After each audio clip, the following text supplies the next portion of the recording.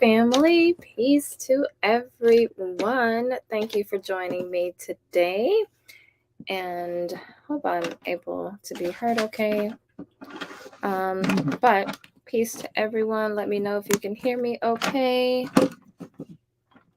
Can you hear me? Let me know in the chat if you can hear me. If all is good. All is good. Let me know. Put some ones or everyone can hear me okay? Yes. Okay. All right. Making sure.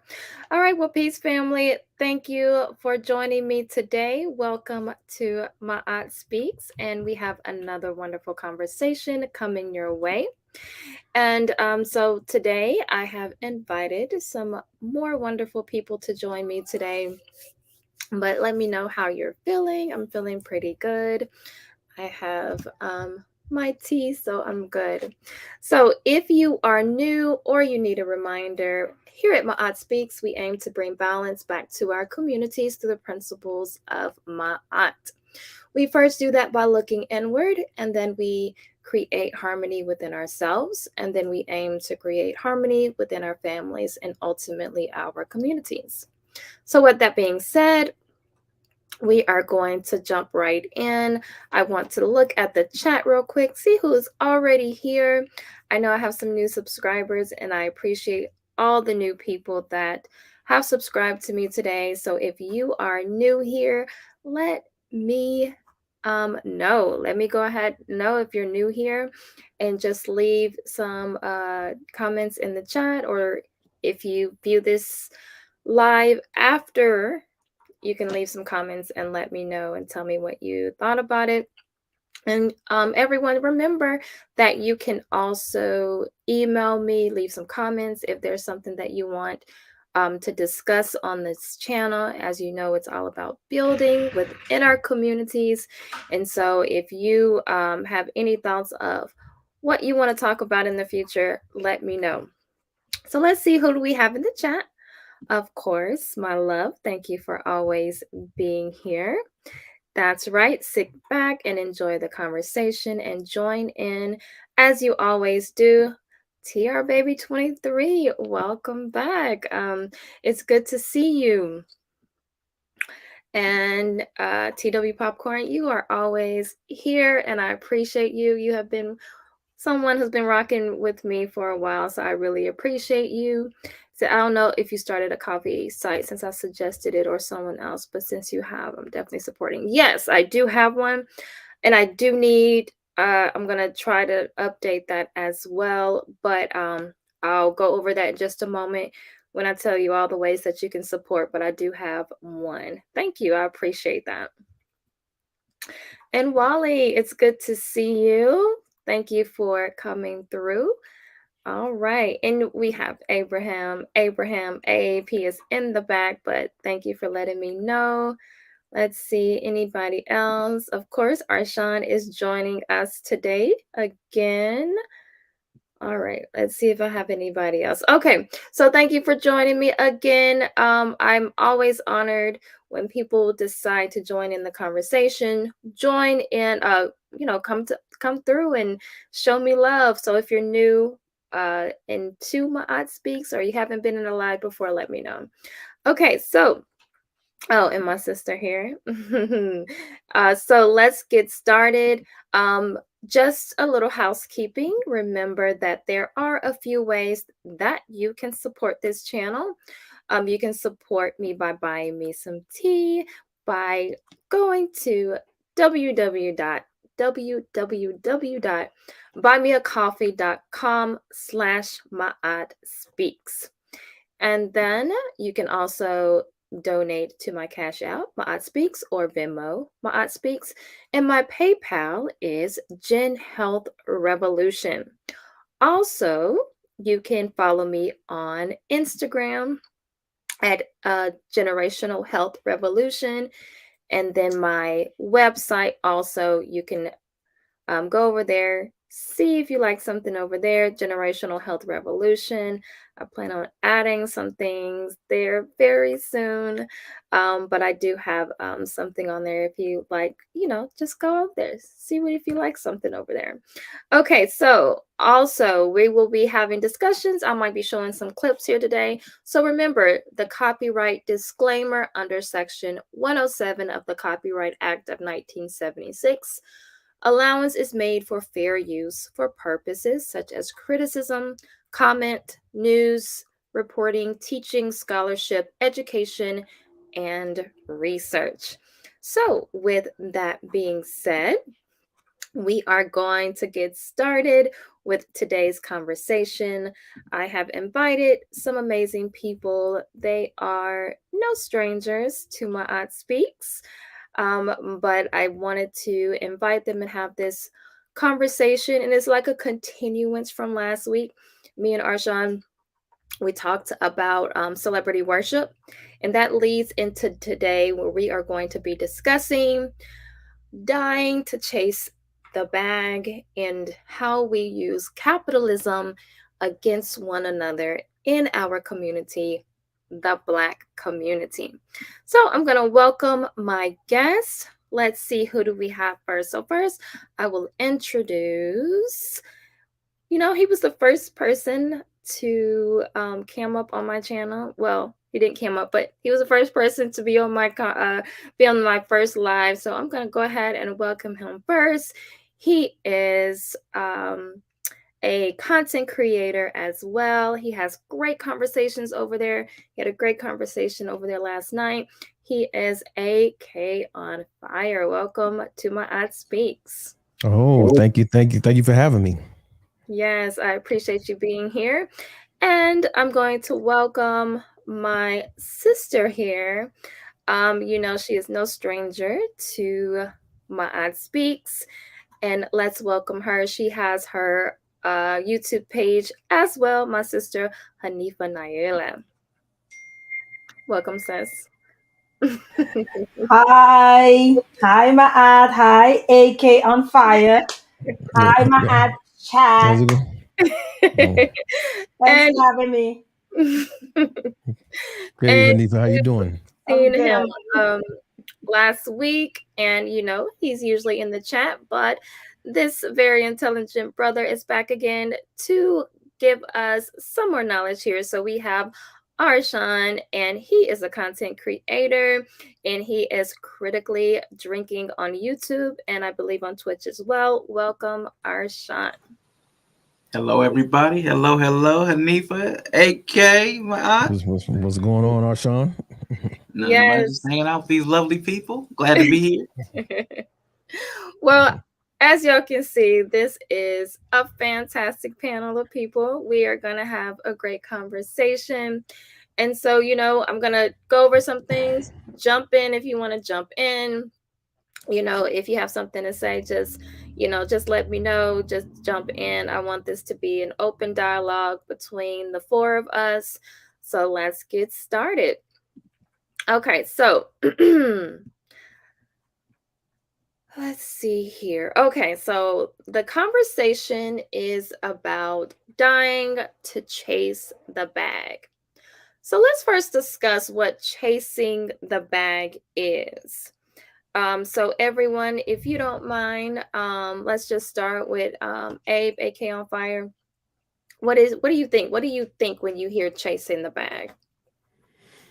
Chasing the bag, to my mind, is about the pursuit of money and material things over everything. Okay. Just, just to keep it short, that Yeah, that, keep that it would that okay. would be. Good, Mm, short and sweet. I like it. mm. Hanifa, what about you? What do you think? What do you hear when you chasing the bag? Yeah, I think I would just echo what Abe just said. I want to say AK on fire. I'm so sorry. No, I no, just it's I fine. wanna echo what Abe just said. Actually, Mhm. I wouldn't add anything to it. Okay, Arshawn, what about you? Yeah, pretty much the same. The only thing I might add is a lot of times we'll lose that because it's a means to an end. most people lose sight of what the end is when they're chasing it. So they forget what they're chasing it for. But that's the only thing. When we see chasing the bag, a lot of people forget that they're chasing it for a purpose, and they just stay in chase mode. So it becomes a perpetual grind that breaks people down. Okay. All right. Good. And I just want to welcome to the chat Natasha Jones. Peace. Thank you for coming through. And let me see. And Tristan. It's been a while, Tristan. I know. Where you been, Tristan? But hey, it's good to see you. Good to see you. All right, so let's keep going. All right, so yes, I think that is short and sweet, good definition of chasing the bag. So we have different examples of chasing the bag. So I think this can come at various degrees. So an example would be, I think, and I guess it's more of what it takes to chase the bag. So, we chase after degrees because that is kind of the means to an end. And then you have people with their careers. Entrepreneurship has been very big now in the Black community. And then another aspect I think of chasing the bag is also within relationships. So, you have those women who like go after athletes and things like that, or people who say, I'm going to go and we're going to dig into relationships a little later about how we use that in our relationships. But also, I think those are some examples of kind of like the idea of chasing the bag. And I think most of them are normalized. Like, I think the whole idea of chasing the bag in our community has become normalized. So anyone want to add to that? Are there any other examples can you think of that about like chasing the bag? I think you hit it. I think you hit it for the. I agree with what you said. The only thing is, I wanted to address what Arshawn said. That he said something to the effect that people don't understand that as a means to an end. But the way we talk about chasing the bag, right? I mean, first of all, it's new slang. Yeah, it wasn't something that was around 10 years ago, and and the context was that you have the bag of money like people at at a bank heist where you have like a lot of money. So it's not pursuing money to help feed your family. It's about chasing wealth. I mean, that's the context in which it was introduced to us. So I think we have to keep that in mind. I think it's important to keep that in mind. Yeah, that's a good point. It's rooted in greed, in my opinion. Rude and great. It's What do you rooted. think, It's guys? rooted in greed, in my opinion. It's beyond um, gathering resources to meet your basic needs. It's beyond that. It goes as far as trying to build a life of what how success was defined to you, or how you perceive success, let me put it that way. So whether through television, and it's usually the wealthy that we are using as our example, as something to attain to. So Mm, it's beyond just because some people have money, enough money to live a comfortable enough life. Chasing the bag without like what Ashan just described, that's more rooted in greed than anything else. You know what I'm saying? It's almost mhm, like it's borderline like hoarding in a sense. But yeah, that's just me. mhm. Like Wally's saying, he's saying chasing the bag, the new phase of hustle culture. So, based on what Hanifa was saying, guys, what do you think about that? Do you think it's greed? I know myself, I would actually disagree because the people that say they're chasing the bag don't have a bag. Most of them have never had a bag. Most of them have never seen a bag or known somebody with a bag. So it can't be greed because they're in lack. So most of Mm, the people that use the term, just to go against what AK said, for most of us that say it, we're trying to satisfy some deficiency. I want to be able to take care of my children, or I want to be able to have the same choices as white people, or I want to be able to send my children to these schools. I want to be able to access certain cars. I want to have access to certain women. There's some deficiency. that we see within our life, and we think money will solve it. So then we chase the bag, because Mm. that's my solution. That's going to offer me the options and the choice and the freedom to access what I think I need. Most people that actually do get the bag just find it empty, because there's a spiritual principle that the money doesn't teach you, that getting the money doesn't help you with, that would actually have solved the issue. Even in your poverty or your state of lack, you could have had some level of peace and contentment. But that's what I mean, like the means to an end. There's a route to the end that money doesn't have to take you down. Mm-hmm. You see, that's where I think we're gonna both disagree right there. Is that I just think the bag is a symbol, right? That's Mm. really all it is. And so I think my only thing with that, Arshan, is that I beg to differ. I think there are a lot of people who have a bag, right? They have just deemed their bag insufficient. They have just deemed their bag small. It is not enough because someone says, because then we get into the comparisons of bags. You have people that have honest jobs, right? But they're constantly getting the messaging. And of course, we're talking about capitalism today. It's all connected to that. They're constantly intaking the message of, yeah, you have that, but it's not enough. You need to get more. You need to acquire more. So I don't think necessarily it's just the people that don't have bags. I think it's the people we're talking about is people who have deemed the bag that they have insufficient, not enough.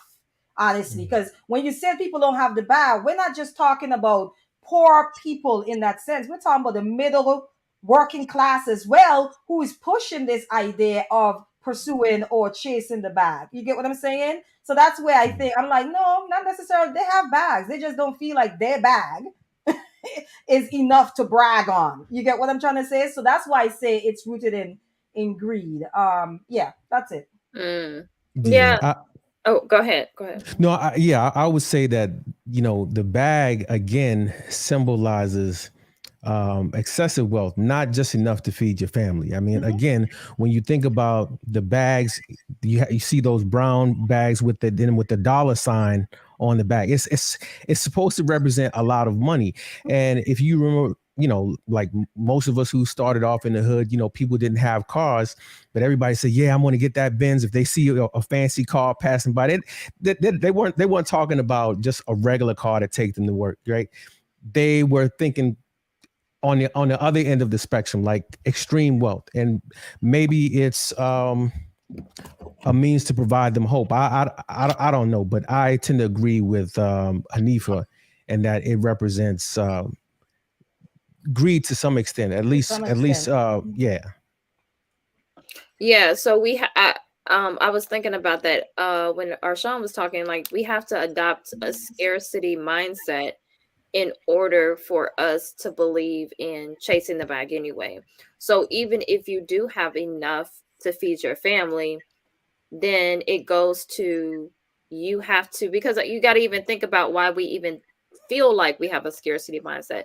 Now there are things that are in play where you do have, there are people who live below, or they're below the poverty line, but Mhm. then there are people like, Hanifa was saying, who are, considered to be in the middle class, and they believe that they need, do we really need a $1 million home? Do we really need a $200,000 car?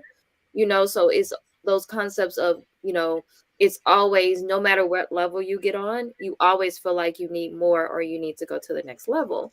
And so it's one of those things where, first you have to adopt that scarcity mindset, and then you're acting upon it by chasing the bag and always needing more. So even if you don't deem yourself, even if it doesn't look like greed, it's that kind of that greed mindset, because it's always more and you're never satisfied.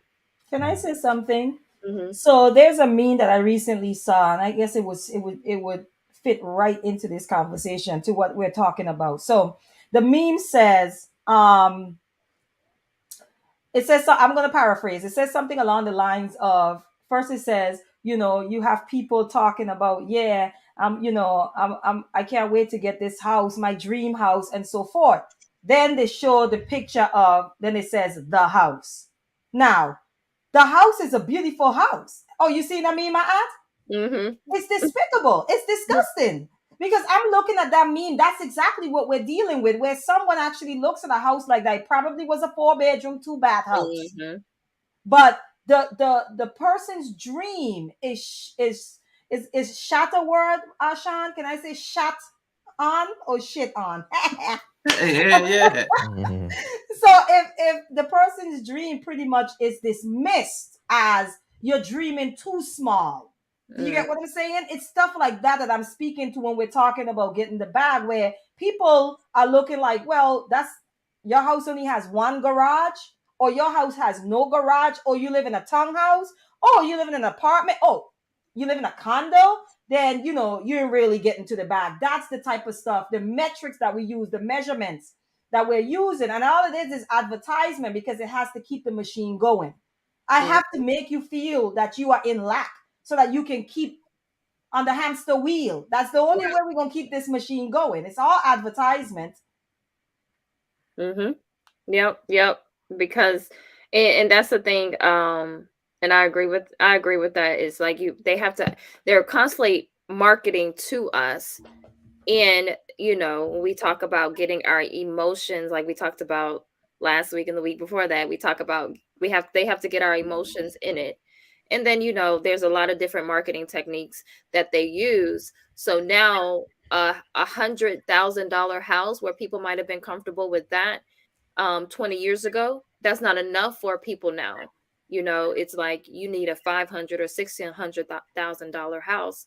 And there's some other things to play in play there. But I wanted to show something, because I saw this on Instagram, and I think it goes in really well with what we're talking about right now. So I'm gonna show it. One moment, y'all. So it says, have you ever heard of a crack? Oh, it's going way too fast, y'all. I hope they still go and get it. So it's talking about a crackhead, right? Like, and it's talking about how a crackhead goes and gets the money, right? They don't go, they're gonna go and get it no matter what. They don't sit around and be like, so it's saying that that's what we should be doing. We should be doing with our dreams, like go and go act like a crackhead, right? Mhm. And so what do y'all think about that? Like, and I understand what this person was trying to say, but to me it goes into this unhealthy relationship that we have with chasing the bag, because a crackhead is, this person is ill, they're like, this is not someone I aspire to be. So what do y'all think about that? Well, I'll go ahead and jump in there. It's funny you would say that, because there's a guy that is in my chat a lot, Nova, and he talks about capital. He loves capital. Well, he is capitalism. He's an econ person. He's an economics person, so he's fond of capitalism. So I was actually going to do a stream for him where I was going to say capitalism is a crackhead, because that's actually the same methodology. It Right. drives you to continually pursue, but it wears you down at the exact same time. It's slowly killing you, but you have this unhealthy connection to the dependency to the system that's driving you. It's also killing you. So I do think it's an apt comparison. I do see some relationship to it. So let me ask you this question then. If capitalism is like a crackhead, then what do you call socialism, which forces you to pretty much be dependent on the government? I think that would be communism. I thought socialism was where the people own the product. Communism was where the Yeah, state owned the product. well, communism is more of a governing system, and just like democracy is a governing system, and socialism is more of an economic system, like capitalism is an economic system, right? So with socialism, you're right. The people own the means of Production, but via the government, right? The government typically taxes you to provide certain benefits, like say for example social security, welfare, highways, right? But and to my mind at least, man, capitalism, it motivates you. Say for example, Maat wants to write a book. Um, she's the author of a book. She makes a lot of money. I I don't know. Let me see how to best explain this.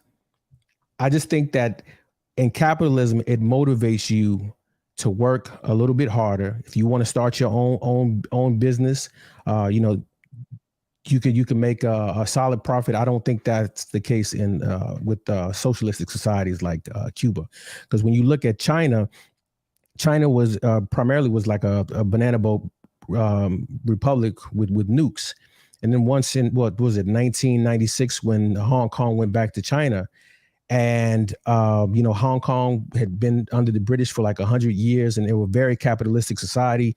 They fully integrated into mainland China, and China became this juggernaut, economically and military juggernaut that they are now. I mean, do you see China being in the position that they are today if they were still a society that was solely based on socialism and not some form of capitalism like you see today? No. I mean, because what you're talking about is the incentive. Like, what is the incentive that shapes human behavior? So capitalism offers a totally separate incentive than socialism would, than communism would, than a totalitarian or authoritarian regime would. Like, no matter what the system is, it has a different incentive, whether it's incentive based, fear based. Like, so we're talking about incentives that shapes human behavior.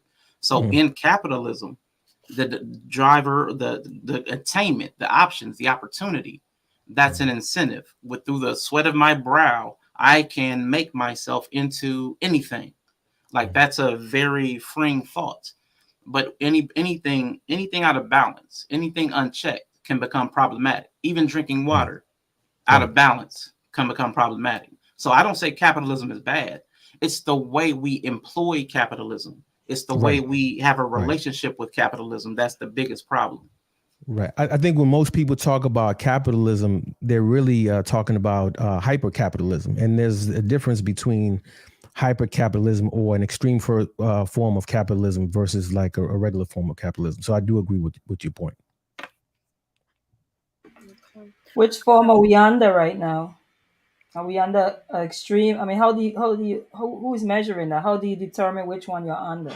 Which one are we existing currently under? Would you say is extreme or just middle Uh sort of? that is interesting because there are certain things that we do that can definitely be considered hyper capitalistic. Like for example, outsourcing a lot of work overseas to China, because the thing with capitalism is that you're constantly chasing cheap labor sources, right? Constantly chasing. I mean, the first form of chasing cheap labor was actually allowing women into the workforce, right? Because the thought was, okay, well, we can pay women less. Is typical, with the regular economics, you have supply and demand. The more supply you have of something, the more you increase the labor supply, the more you can bring down the cost of labor. And then it graduates from that to sending jobs over to Mexico and sending work over to China, and it's like this nonstop search for cheap labor, and you create a lot of different problems. Say, for example, you have people coming through Mexico. I won't say they're all Mexicans. A lot of them are El Salvadorians and Hondurans that come through the border, and these people are coming to provide a better life for their kids. In places like Honduras and El Salvador, the gangs that they've deported from America, like MS-13, have just taken over Honduras and Salvador. And so these people are coming here to live in America, to provide a safe environment for their kids and to work. And for those who have family members back home, they send money back home. But at the same time, you are displacing people who are already here, who need those jobs. You have people with that have low skills. I mean, I talked about this yesterday. You have, a number of black people who are graduating who they don't have a high enough proficiency when it comes to reading. These folks are not going to go on to college.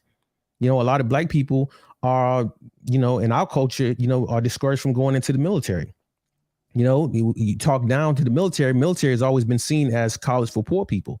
right? Because it gives them an opportunity to learn and make money while they learn, kind of get a skill. But a lot of our folks are hostile to the thought of going to the military. So you have this low skill labor supply, and now you have to compete with El Salvadorians and Hondurans who just got here, and that's going to push the cost of labor down a lot further. So yes, I would say for the most part we do have a hyper form of capitalism here in the U.S. Um, to agree with, I mean, I guess that touches on what Arshawn's point was a little bit earlier. So I have a question. All right. So capitalism, as we that I think with this we went over the definition earlier or something like that, right? So we talk about like the means of production, right? Who controls that? What percentage of the population controls the means of production in this country? Because that I think is what speaks to the issue with capitalism in this society as we know it. What percentage of the population is in control of that? When we talk about jobs being outsourced, and what percentage of the population are we talking about? Because I can promise you it's less than 50%, it's less than 40, it's less than 20, it's less than 10. So what does that where does that leave the rest of us? So a lot of us who are fighting for capitalism are really just be fighting to be workhorses for the capitalists, because technically Mhm. we are not considered the capitalists because we do not control the means of, right? That's the definition you guys give.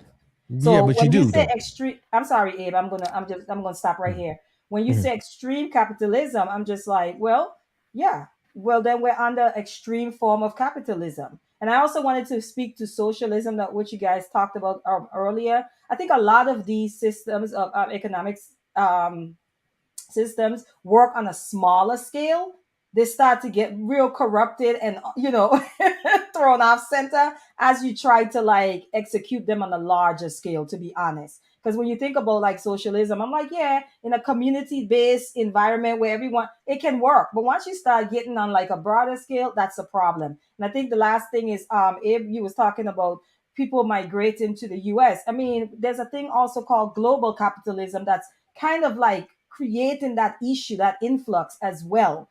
But I just wanted to ask, like, what percentage of the population are we talking about that can any of us really say we're truly capitalists? What are we controlling? What are we producing? So when we talk about capitalism, we're talking about people who are laborers for the capitalists defending capitalism, but you're not really a capitalist. So really, what are we doing when we do that? Because I know for a fact I'm not a capitalist. I don't control no means of production for nobody. However, I am one of those laborers that, like the rest of us. So, what percentage are we talking about? And if it's a small percentage, then we're really talking about extreme capitalism. I mean, correct me if I'm wrong. I might be off here. Yeah, no, I think that all of us have the capacity to control the means of production. If you have a backyard and you choose to grow potatoes and strawberries, you can grow them and you can sell them as you see fit, right? You control that. I mean, some may make the argument that in a capitalistic society, and you say that you are a laborer, but that you sell your labor in the form of a salary. If you're not making a decent wage at the job you're at, you can sell your labor to someone else who values your labor. You control that. You don't have to stay. You're not a slave. You're not tied down to any one particular company. If they're not treating you right at the company that you work for, and they're not paying you right, if you're at a job today and you've been working there 5 years, and you know that you're the one with the intellectual capital and you're very intelligent, you're helping everybody, and then all of a sudden they bring this white guy named Chad and they pay him $20,000 more than you, chances are you're not staying.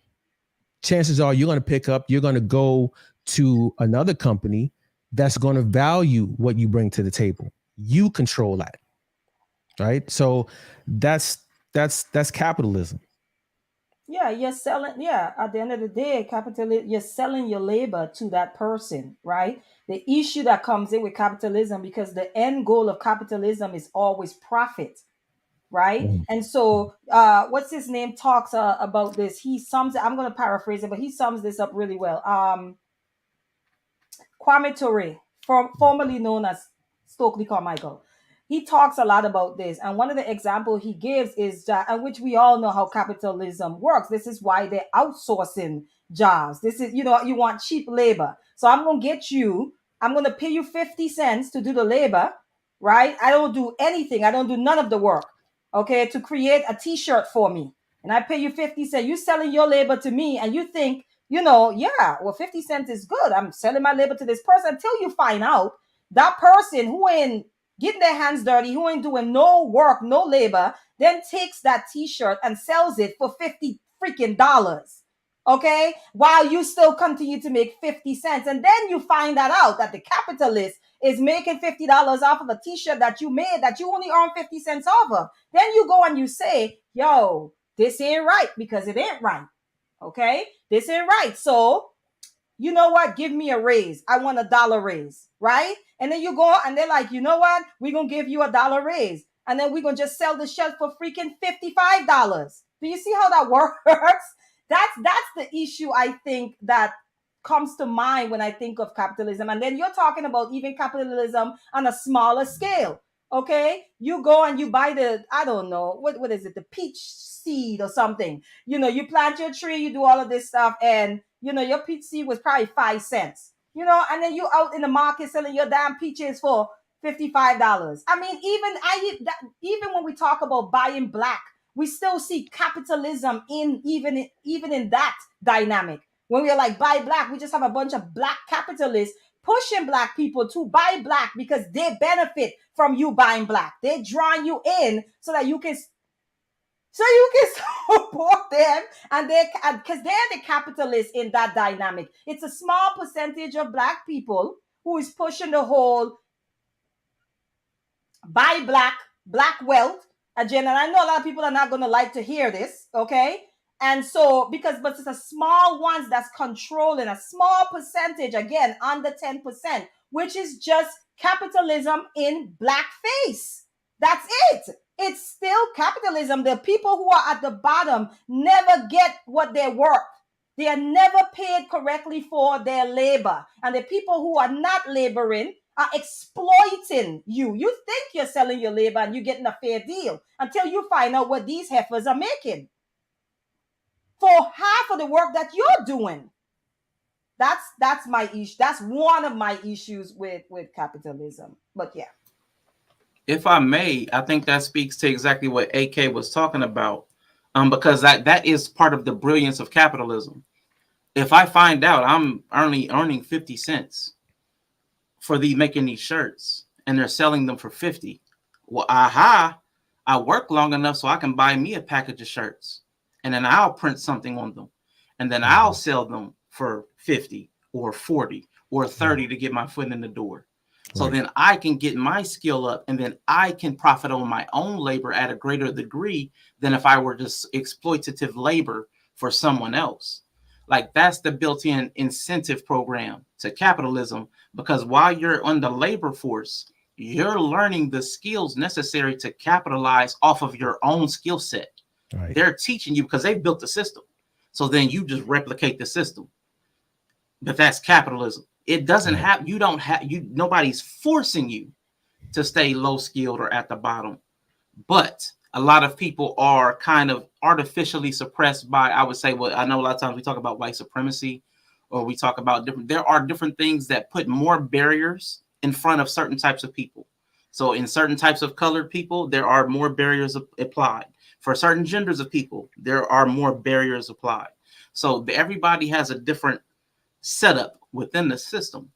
But that is one of the incentive structures within the system, is once you see how it works, I can replicate it and profit off of it for myself. That's how it reproduces itself. Right. Yep. All right. I'm sorry. All I hear is, if you don't want to be I hear pull your boots up by the bootstraps, but go Wait, ahead. wait. If you don't want to be, if you don't want to be, if you don't want to be exploited by capitalism, then become a capitalist and exploit others. That's what I'm hearing. I'm sorry. Well, if I may, I want to ask you, because if you feel like, I mean, because capitalism is not perfect, right? It's not perfect, No but system is, but yes. yeah, neither is socialism. Like if you were to think about a socialistic utopia, like, or the closest thing to a socialistic utopia, what country would that be for you? A socialistic utopia? I Yeah, don't think that. if there was the closest, if let's say there was the closest country, right, the closest thing to a socialistic utopia, that's ideal, that's better than the United States, right? Because the United States is not 100% capitalist, right? Matter of fact, most countries are not 100% one or the other. There's either most countries operate under a hybrid system where they're either majority capitalist with some socialism, or a majority socialism with some capitalism. Even Cuba's opening up their country, allowing people to rent out rooms in their homes and sell breakfast, because they understand that it's too much, um, it's too much pressure for a government to have to provide um, everything, and so China's opened up, and now China is almost probably equally as capitalistic as they are socialistic, and Cuba is opening up, and a lot of the people actually enjoy that they can make money with folks coming down there. I didn't even realize that Southwest Airlines, I'm not trying to plug any airlines, they fly directly down to Cuba, right? So now you have people going down to Cuba, going to bread and breakfast, and people are able to earn more and purchase more than they were under like the pure socialistic system, where they were only earning like $3 a month, $5 a month. Yeah, they have their medical bills taken care of, dental bills taken care of, and college paid for, but everybody was making the same amount of money, no matter how much work they put in. And now you can have somebody who knows how to cook eggs and pancakes, or nachos, or whatever, plantains that they eat, whatever food that they eat down there, and people will gravitate to the best cook. And there's competition to step their game up and be better cooks, so they can earn more money. I don't see anything wrong with that system, to be honest with you. And if I may, like, even though I haven't heard an alternative to capitalism, I know we mentioned socialism, but I don't think anybody put forth it as a solution for capitalism. I would even say if we came up with like an agrarian barter system, it would still require some pulling of your bootstraps. People will still have to get out there and put in work. You still have to get in out there early and deal with the animals. You still have to seed. You just still have to till the earth. You still have to harvest. There would still be a level and degree of knowledge that you would have to acquire. There would have to be skills that you would have to cultivate. There would have to be work that would have to be done consistently and in a structured method. So no matter what system we employ, whether it's doing hair, whether it's painting nails, whether it's binding books, whether it's lacing shoes, no matter what it is, you're going to have to put in some work. So whether it's towards capitalism, whether it's towards some kind of free trade barter system, whether it's socialism, everybody's going to be required to do some labor to keep the system operating, no matter what the system is. So I mean, so I know it sounds like, oh, if you don't want to stay at the bottom, you don't have to. Even if we got rid of capitalism, there's going to be work required of everybody to pull their weight. Even if we were all villagers that sat around a large plot of land and grew corn, everybody would have to put in work. Even if they weren't growing corn, somebody would have to defend from the animals. Somebody would have to erect the fence. Somebody would have to defend from other villages attacking. We're still going to have division of labor. We're going to have knowledge and special skills. We're still going to have rotations and systems in place. So we will just be replacing one system with another, no matter what system we go to. So it would be better for me to have a moral version of capitalism that didn't grind people into dust.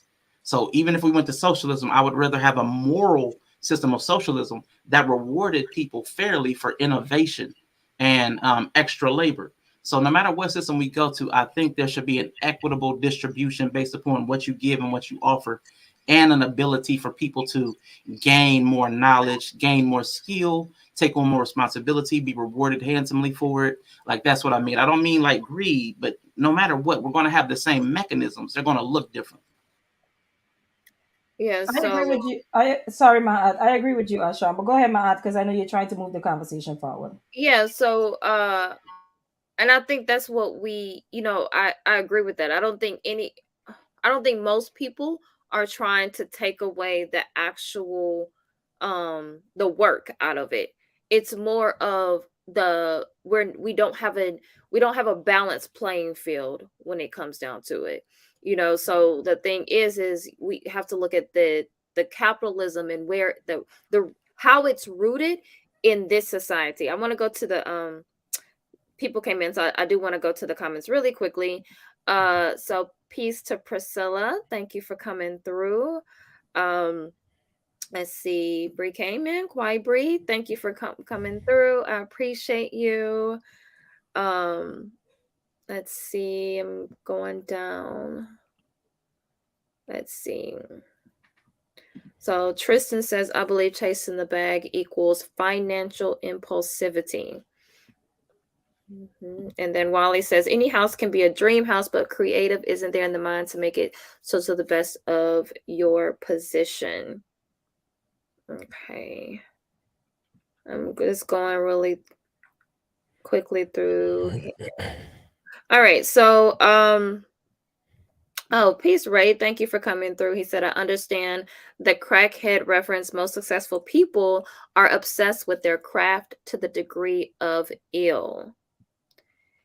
And Natasha says, I'd rather have capitalism when compared with socialism.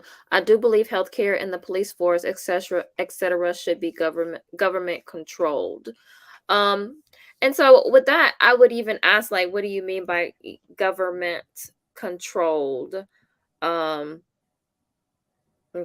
Right. And then, go ahead. No, I can understand because the thing is, say for example, having a police force that was private, right? That wasn't funded by taxpayer dollars would look pretty different. I think let me see, there was I don't know, it was a few years back in Kentucky, and they had a fire department that wasn't paid for by taxpayer dollars, and so you had to pay in to receive the benefits of a fire department. And so this one guy, he didn't pay one year, and so his house caught on fire, and the fire department, the firefighters, they pulled up in front of the house and they just sat there and watched the house burn. And he was like, hey, are you going to help me put the fire out? And they looked and said, well, did you pay? He was like, no. And they just sat there and they wouldn't put the fire out. And so I guess that's more along the lines of what she's saying when she's saying that it's better if it's under government control, because, hey, everybody's taxed equally, and everybody puts pays their fair share into the pot through via taxes.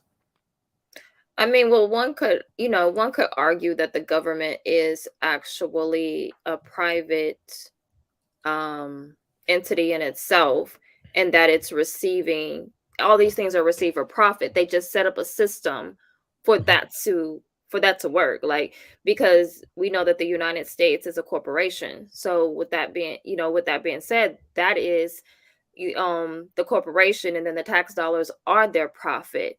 So it's kind of like, in essence, that if someone is, if you say, like, this is a private entity and you're paying them, then it's double dip in there, because of the fact that my tax dollars are already going to this private corporation, and then you're telling me, like, this other, and I understand that, like, that's those two different things, because then we're talking about capitalism versus socialism. But the thing is that is the profit, that they're already making a profit, and then they're telling us where these tax dollars are being spent. but we know that, what is actually being given to them is a lot different than what we actually know. So, I'm not even saying whether I'm for or against like capitalism, socialism, and all this. It was really about what is being, how we are utilizing it in our communities.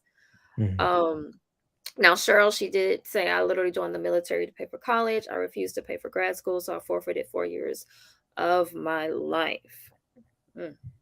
So if you don't work, you won't have a job. If you're not employed, you depend on the government. Let's see. All right. So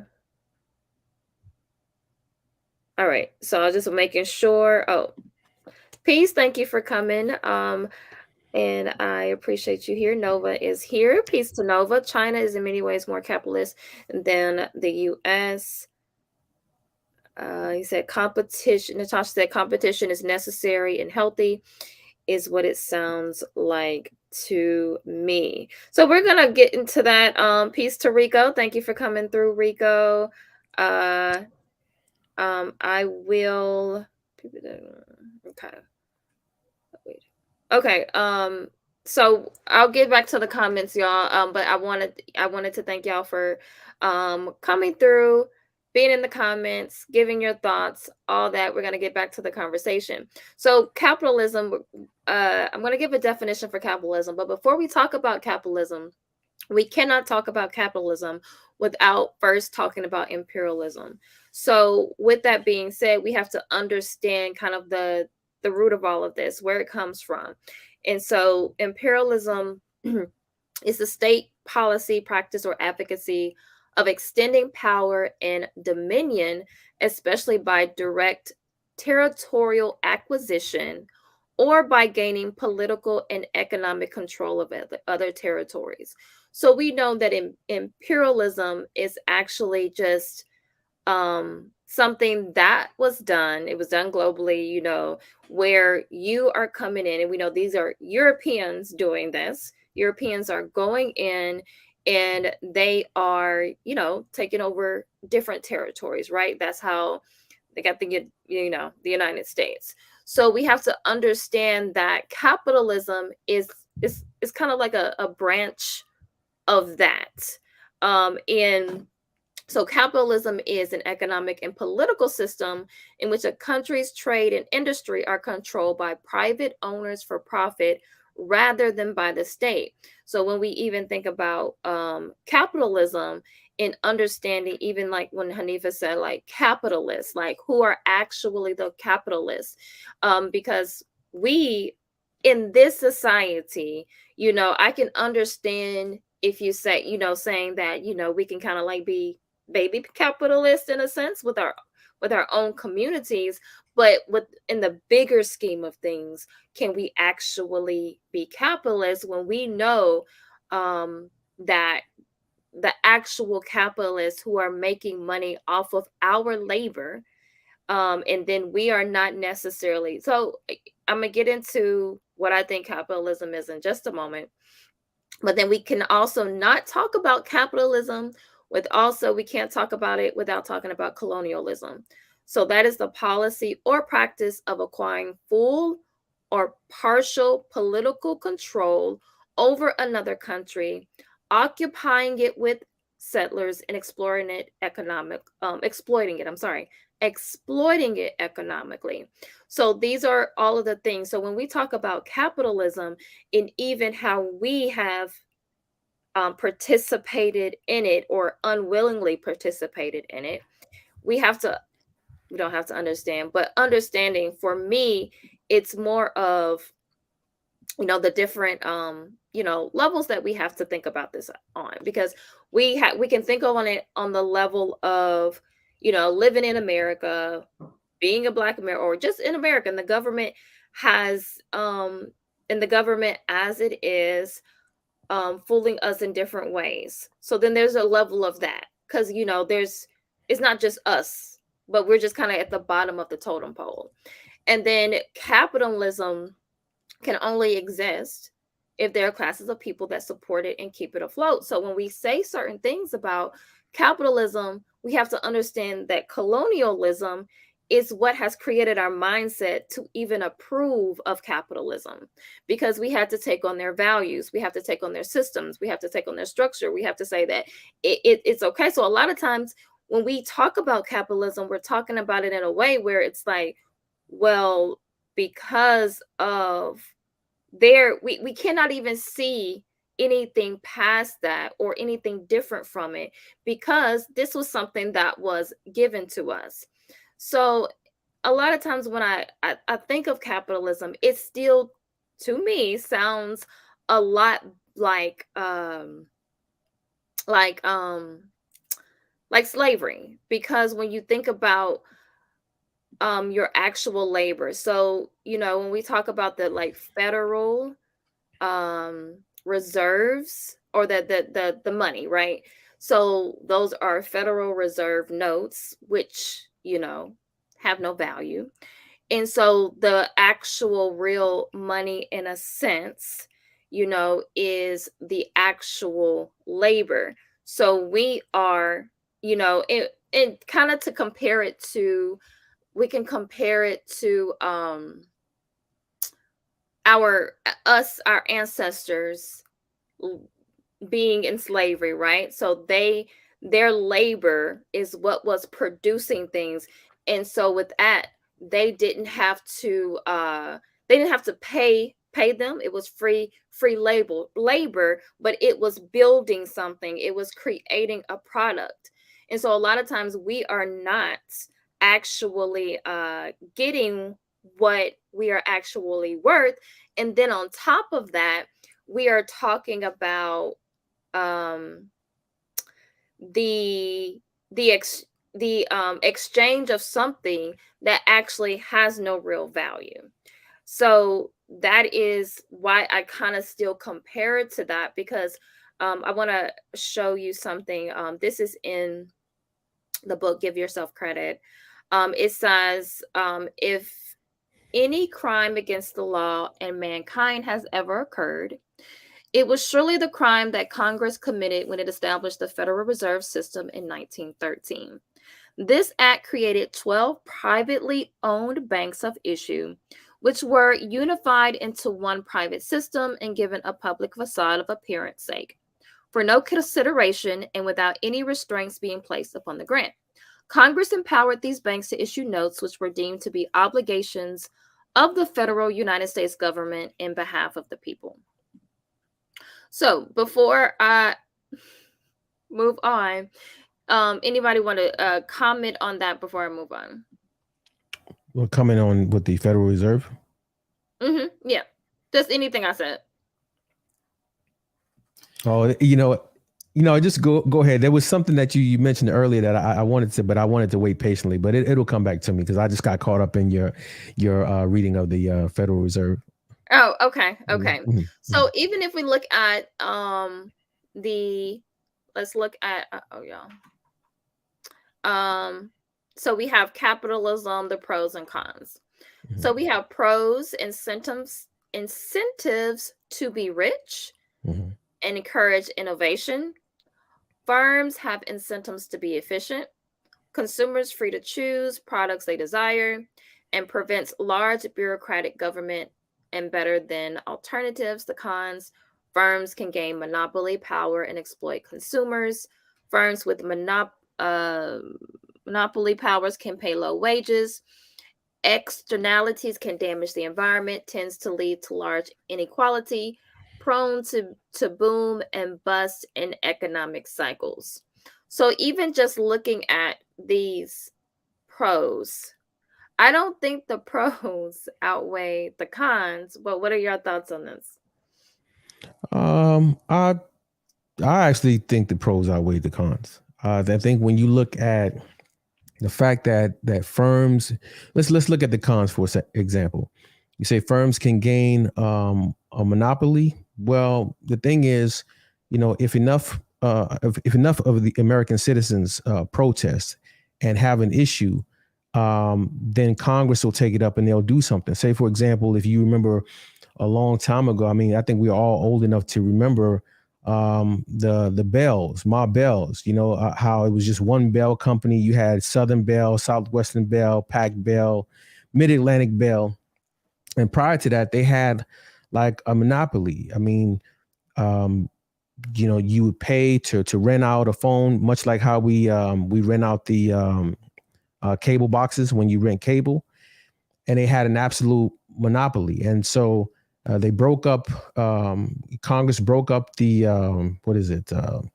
the Bell system, and so they broke up into many different companies, and then you end up having like more competition. So I don't see that. I mean, yeah, it's a con, but there's a solution to address any form of monopoly. When you look at firms with a monopsony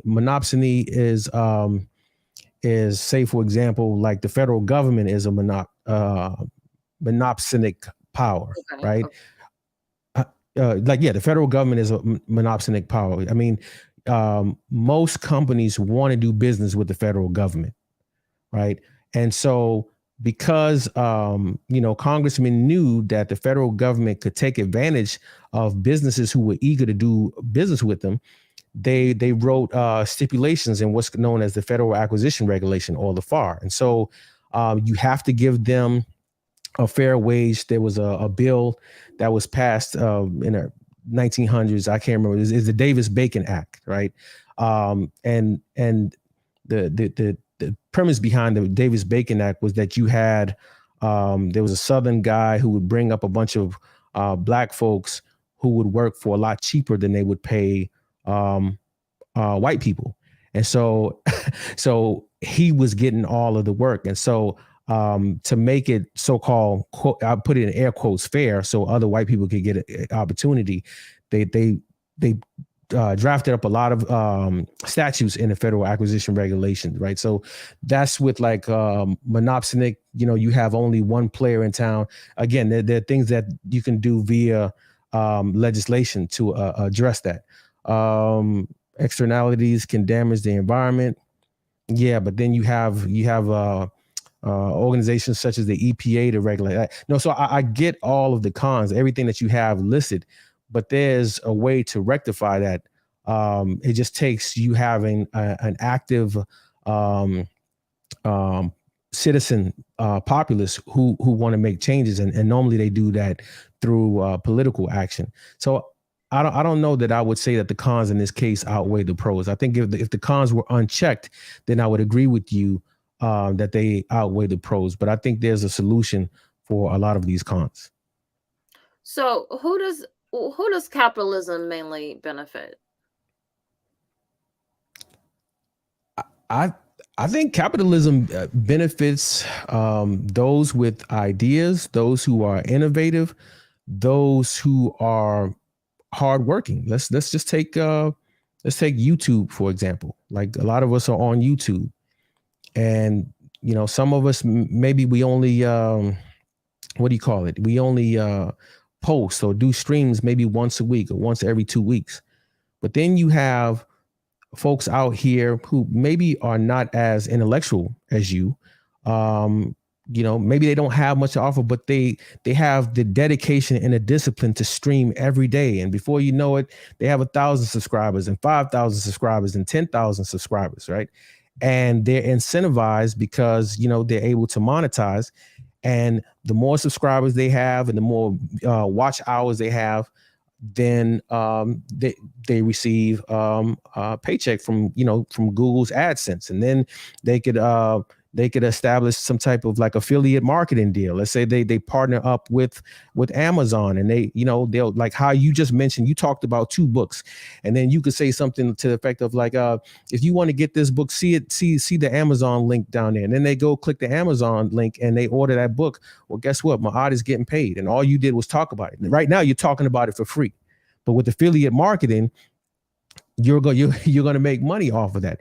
And if you know that, hey, I can make money off affiliate marketing, I can make money with brand deals, it creates a different type of incentive. So I think people who are innovative, people who are hardworking, are the ones that benefit from capitalism.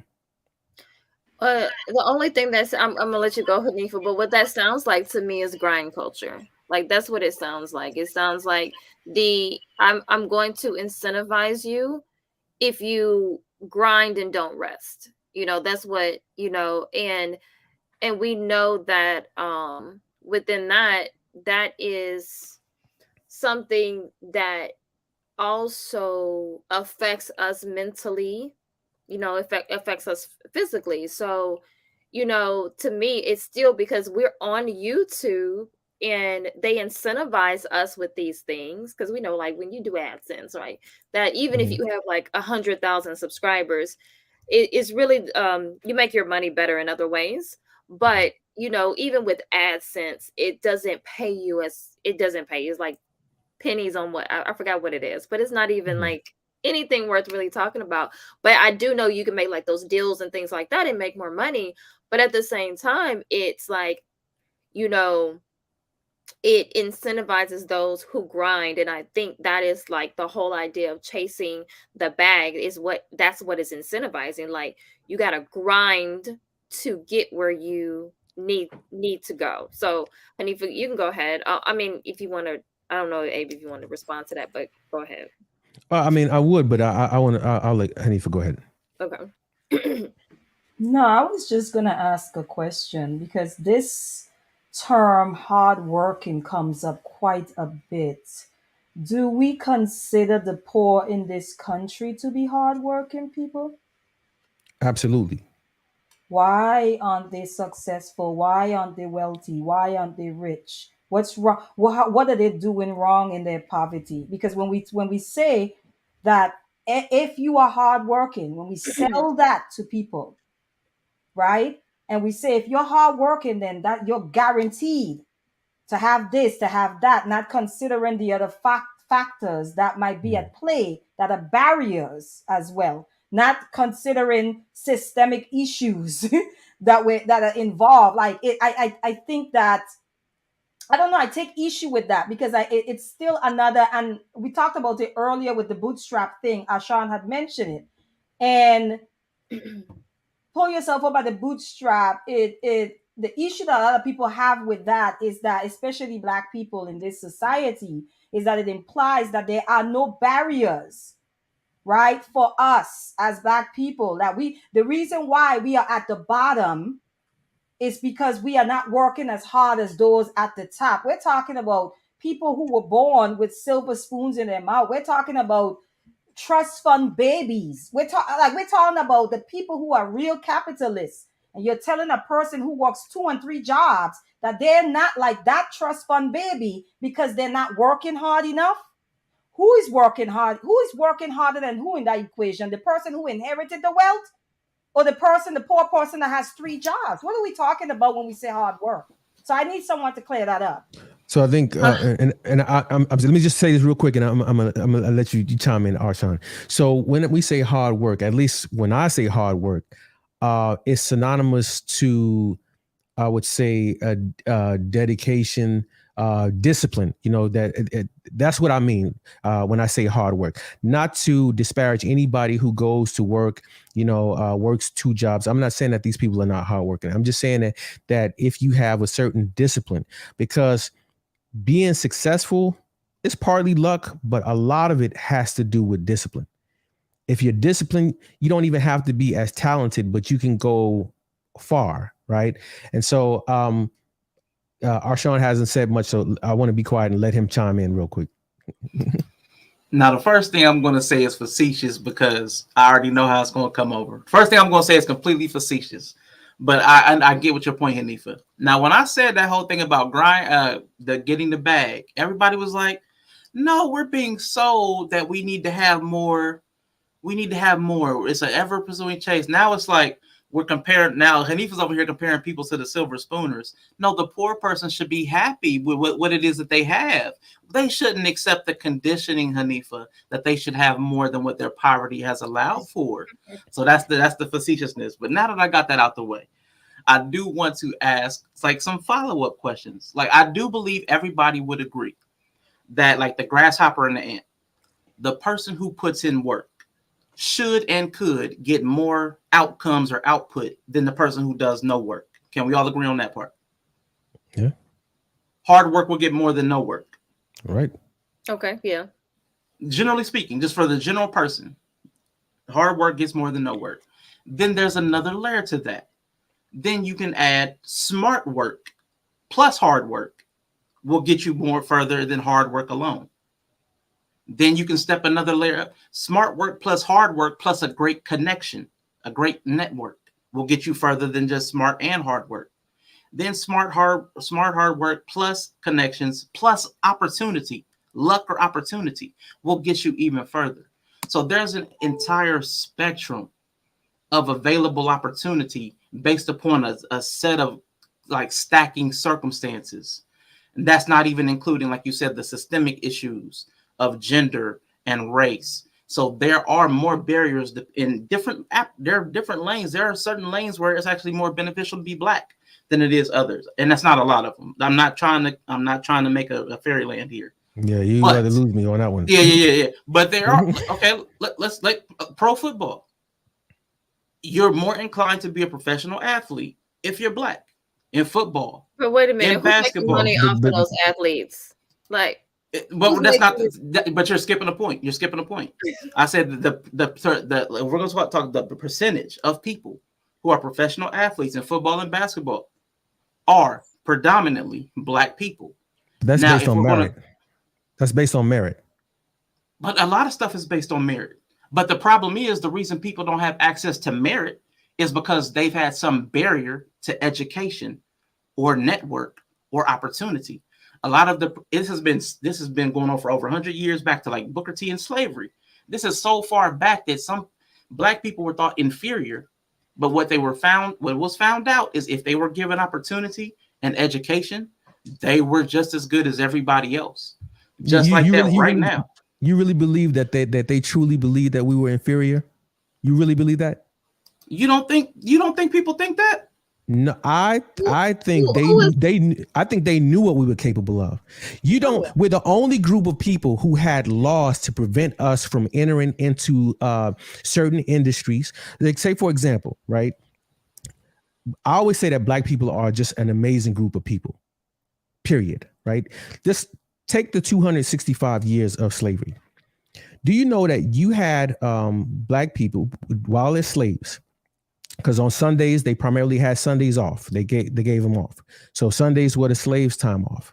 And there were slaves who had certain skills. Like you had some women who were able to be seamstress. You had some men who were tailors. Some could sculpt. And they were able to what they call rent themselves out to other people and earn money. And actual slave owners actually made more money off of those slaves who had skills, because what they would do is they would let them work, but they would take 50% of their earnings. And so what happened is a lot of these people were able to use their skill sets and purchase their freedom. And then they would go back and then they would purchase their spouse. They would purchase their family members, and they would also, if there were other Blacks who had skill sets, they would purchase them and give them an opportunity to buy their freedom. Right? I think the guy's name is Frank McCorder. He started a whole town, Free Frank, up in I want to say Illinois. Are you familiar with Free Frank? No, but I like the fact that you talk about people leveraging skills to employ capitalism during slavery. So if we can't do the same thing now, I don't even know what we're talking about. Right, and that's my point. But what I'm saying is that before slavery ended, Black people had acquired so many skills and we were so good at what we did that I forgot what they call it, like the Black Code or Black laws. There are a bunch of laws they put on the books to put barriers to keep Black people out, because white people did not want to compete with us, because they knew if they had to compete with us, they were not going to win, because we could do it better and we could do it for cheaper, because a lot of white people had a sense of entitlement. Right. So I don't believe that these people ever thought we were inferior. So let's flip from capitalism to education. Right. So Black people were doing what they call stealing an education.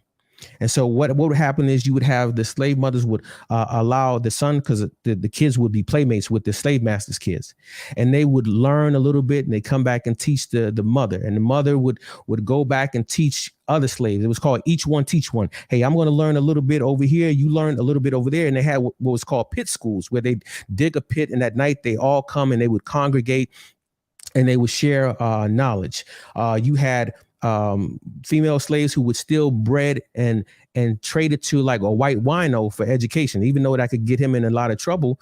He didn't care, because they would steal alcohol, steal bread, and so forth. That by the time of emancipation, it was like nearly 6% of the black population was literate. And they were like, how the hell did all these slaves learn how to read? The slaves realized that, hey, man, when we're looking at white people, we see the difference between these what they call poor white trash and these other people who were doing well. And the difference was in education, because in the South, it was the plantation owners who had the money to send their kids to private school. Most of the other folks didn't send their kids to have what they call tutors at the time. They didn't have schools. They would just learn on the plantation. And so black people wanted that for their kids. So during the time after emancipation, during the Reconstruction period, it was black people who really pushed for public schools. Right? There were no public schools in the South. When Horace Mann came over from Prussia, Horace Mann is considered the father of public education in the United States. And a lot of these early fathers went and studied in Prussia. There was no Germany; it was just called Prussia. And they learned over there. And just a little backstory on Prussia. What happened was when Prussia was in a war with Napoleon, a lot of men just ran. They ran. They didn't. There was no sense of patriotism. And so what they did was he created the first school that was compulsory, free and compulsory. So everybody had to go to school at least up until 8th grade. And the purpose of that was to create a hive-like mentality that everybody has a role. So it was really more an indoctrination camp. And so they brought that same model over here. And a lot of the early, a lot of citizens like in Massachusetts, up in those areas, they fought. I mean, they passed laws where they could take your kids from you if you wouldn't put them in school. And so that was like a big thing. But in the South, it was black people who pushed for education. And so I have 14 years. I'm going to wrap it up. I promise. So 14 years after, you have Reconstruction and black people are educated, and the Klan rises. The reason why they were bombing churches is because churches doubled up as schools. They were trying to prevent black people from learning. And so this all ties in. I know it's a pretty long-winded way of tying it in, is that they knew what we were capable of. And that's why they tried to prevent us at every step. That's the reason why they were burning churches, because churches doubled up as schools. They did not want us to have schools. That's the reason why they passed these black codes, these black laws, right, to prevent us from accessing certain markets. Is the reason why they passed minimum wage. Like minimum wage was meant to pretty much give white people access over us, because we would work for whatever. And so what they did was pass a floor that way. Well, now the company has to hire a white person, if that makes sense. So I'll stop there. I don't want to ramble too long. Okay. No. Okay. We're gonna keep going. So, because I had asked the question, who does capitalism benefit? So, breaking it on down, and I know what y'all think. So, I guess Hanifa, chime in to this. Do you think that capitalism benefits the Black community?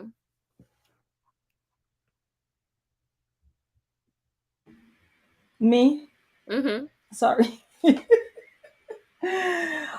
I think that it benefits a certain class within the Black collective more than another class of people, to be honest. I think that when we think about capitalism, I know It's a picture of a big belly white man, laughing his ass off. I think that a lot of what Black people miss is the classism aspect of this. That they are Black people, there are people that look like you that will sell you down the river for $1, and they've always existed. So I think there is a certain class of Black people who um, who benefits from the capitalist system. That's what I spoke to earlier, where people now are coining the term after Jay Z had his conversation about black capitalism. Mm-hmm. There's still capitalists at the end of the day, and there's still some exploitation. Like the reason why I asked even earlier about like, do you consider the poor to be hardworking? Because whether we want to admit it or not, there is this little thing in the back of our head that we find the poor repulsive, which is we do. You have Black people on public platforms with eugenics talking points. Mm-hmm. Okay, these are the bottom of the society. Do away with them. They're not allowed. They should not be allowed to enjoy life. They should not be allowed to have children. They should not be allowed. I mean, it's a whole bunch of eugenics talking points. Okay, get rid of the feeble-minded. Okay, the bottom of society. They are not contributing to society. But the reality is that capitalism needs an underclass, a poor class to exist. That's the part that no one wants to talk about, because at the end of the day, if there was no poor working, no poor class, or no poor in within the economic pyramid, okay, of capitalism. Capitalism cannot exist without a poor class. That's the reality. So when you understand that, then it becomes, this is where the insidiousness of capitalism begins. This is where the wheels in your head, at least for me, this is what happened. Because it's like, well, if you need this to exist, right, it's like almost understanding prison industrial like that prison is big business, Mm-hmm. right? And connecting that to how minorities are targeted, right? Connecting it to judges, to the court, like how it's all connected and it's all about a dollar sign at the end of the day. When you understand that prison is big business, when you understand that these people are building prisons and now they have to fill them, then all of the other stuff starts to make sense. And it's the same thing for me when it comes to capitalism. I don't necessarily want to say now the majority of Black people are at the bottom, of course, but there are some Black people who are capitalists, who are the in that small percentage that I mentioned earlier. When I asked what percentage of people are actually the capitalists, what we say, it's a very small percentage, but there are Black people in that group as well. So I would say a certain class of Black people, but at the end of the day, because I understand that there's a need for poor people, for capitalism to keep running, for the machine of capitalism to keep running, then it becomes insidious. It becomes agenda focused. It becomes that there has to be some barriers in place. It becomes, yes, without capitalism, racism cannot exist. I mean, all of these things are connected to me.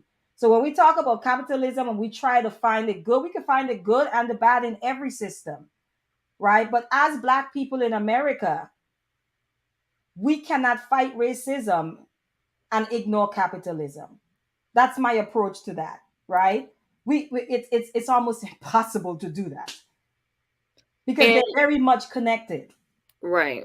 And so even with what you just said about there being some Black people who are capitalists, my question would be, well, one, my thought. So if there are people, because we talk about the top percent, what is it, the top 2% of the people in the world who are clearly capitalist. So you talk about someone like Jeff Bezos, right, who is a billionaire.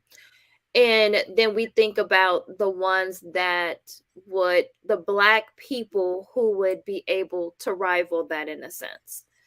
One, are they, because to me, all of this has to be, if we have Black capitalists, that means that they would need to be benefiting the collective, as in the Black community. Now we know that we don't really have a community like that, but at this end of the day, like that is what the benefit is for that. And just like I said last week, we have to see people in the system advancing as far that look like us, so that we can continue to believe in the system. That's why I struggle with this whole idea of why we, we talk about capitalism in a way that is like so wonderful, because at this end of the day, that is part of us still believing in this system that advances the European. That's the whole idea of the white supremacy system, so that they can advance and that we are in service to them. And a part of that is these different other systems, like the education system, like the capitalist system. So we have to believe in them so that we can continue to participate in them. And so my question would be that, are there any Black um, people, and that are rivaling the ones who are at the top percent? Are they, I mean, I know I can kind of keep, I have in mind who, what people are going to say, but who are in before I, before you answer that question, whoever decides to answer the question, peace to Iapo and your wife. Thank you for coming through. And I saw Dante. Thank you for coming through as well. I just wanted to speak to my family. Okay, making sure that there wasn't anybody else. But are there any Black billionaires who would rival the top percent? I don't understand the question. I'm sorry. Like that would that are in the top, because we know that the top percent is predominantly made up of white people, white men that control most of the production resources and things like that. Do we have any Black people that are in that top percent? Yeah. Yeah, you have Aliko Dangote. Okay. Aliko Dangote is what? I think he's worth like 16, 17 billion dollars, and he's just continuing to grow. And he is a capitalist, and he looks for new markets. I mean, the man made his money off of cement, and he went from cement to sugar, right? And he continues to grow. He looks for new markets, and he's doing all of this just in Africa, right?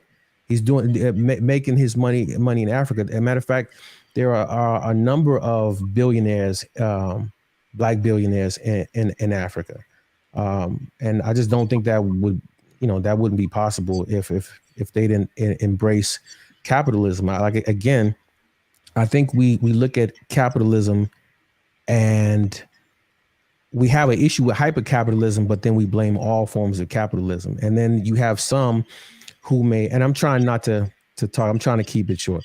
You have some who are of this mindset out of the 60s, where they were pretty much iconoclast, and they wanted to turn the system upside down. They wanted to get rid of capitalism, because somehow if we got rid of capitalism, that'll be a war against racism. I think that's very simplistic, because even without capitalism, certain people are going to be certain people. We could have a system where it's socialist. If they're racist, they're going to be racist. People inherently want to believe that they're better than the next person. And I don't think that capitalism has much of anything to do with it. As a matter of fact, one could make the argument that capitalism has always existed. We just called it something different. You're Capitalism. individualizing it, Abe. You're bringing it to the individual. And that when you talk about racism, we're talking about systems. We're talking about a literal system, not a racist. There's a difference between a racist and racism. Racism is something more on the macro. You talking micro. We're talking about, oh, if there's no capitalism, well, a racist will still exist. We're talking about systems when I make the connections to capitalism. And secondly, why do we glorify billionaires? Why the hell do you need to be a billionaire? Can somebody tell me that? Why does anyone need a billion freaking dollars? Why? No, seriously, why? Peace to To Sir Hannah. provide opportunity. You got to Excuse be me? able to provide opportunity. You To need $1 billion? provide opportunity. You need $1 billion to provide opportunities? You need more than what you currently have. Oh, We have to accept. We have to accept if we're in capitalism, then the philosophy of capitalism is going to shape everything we do. I So agree. if you're in capitalism and you're gaining capital, I need more money to produce more outcomes for more people. And that's a continual progression. Just like inflation. It's a continual upswing. There's never a cap because we're always producing more people, which means now I have to produce more and output more to be able to capitalize more. It's just a continual feedback loop. I'm sorry, Abe. I'm sorry for interrupt you, Abe. I'm gonna let you finish, but you will never convince me that I will never glorify billionaires. I don't care if they're black, white, yellow, purple, green, orange, pink, neon yellow. I could care less what they look like. Okay, they could be transparent for all I care. It will never happen because I know that for you to acquire $1 billion, there's a lot of people that need has to be exploited. It goes back to the person making 50 cents while you sell a freaking t-shirt for $60 that they made and you ain't lift a finger. So I don't know why we're so obsessed with this like pedestalizing and glorifying it. And actually I do know why. I do know why. It's all about our value systems. That's really what it boils down to, what you value, right? A ton of fiat and hoarding it and just passing it on and keeping it in the family. There's something about that we love, right? And it depends on your value system. My value system doesn't align with that. So there's nothing for me. I love Rihanna, right? I love Rihanna, right? She's a Caribbean woman. Okay, I'm biased in that sense. But you will never see me posting about Rihanna being a billionaire and applauding it. It will never happen. But again, it boils down to our value system. I don't look at billionaires and spend my days like, I'm going to strive and hustle, to get to the billionaire status. And this idea of grind culture grinds me for black people because I think it's something that we need to just abandon and unplug from because black people have grind themselves in the ground for this country for so freaking long. And then for us to even and for this country and other countries for so long, right, without sufficient pay. This is why the conversation of reparations right now is on the table because of that. And we still selling this grind culture crap so that we can continue to build up and maintain this machine that have exploited our people for centuries. I just take issue with that. I just do. But I'm sorry, Abe. I know I cut you off. I'm so sorry. No. I mean, you're good. I mean, I'm trying to because the thing is, it seems like there's a certain level of hostility or disdain for these folks who are billionaires, and because they're No, extremely, huh? no, No, I wouldn't say it's disdain. oh I well, think, yeah. Go ahead. Go ahead. the thing is, if you the way you made it sound is like, why do we worship billion? I don't think Arshawn was worshiping billionaires. I don't think I was worshiping billionaires. We simply were addressing the question that Maat posed, and was, were there any black billionaires or any 1%? Am I wrong? If I'm wrong, tell me, correct me, Maat. But I thought I was addressing your question. Yeah, so I think she's talking about on a community level, like on we prop up in our community. It's like, people prop up Jay-Z. We prop up all of these different people who are billionaires, and even Elon Musk. and even Elon yes, Musk. Elon Musk. Because I was about to say, even if they're not black, we prop up these different people who are billionaires because and that's where kind of that grind culture comes in at, because we also start admiring their stories. We post their stories. We're really just over, and it goes back to what we were talking about last week, that whole idea of celebrity worship and how that plays into our community. So I think that's really what, I don't think she was it was to you specifically, but to us as a community.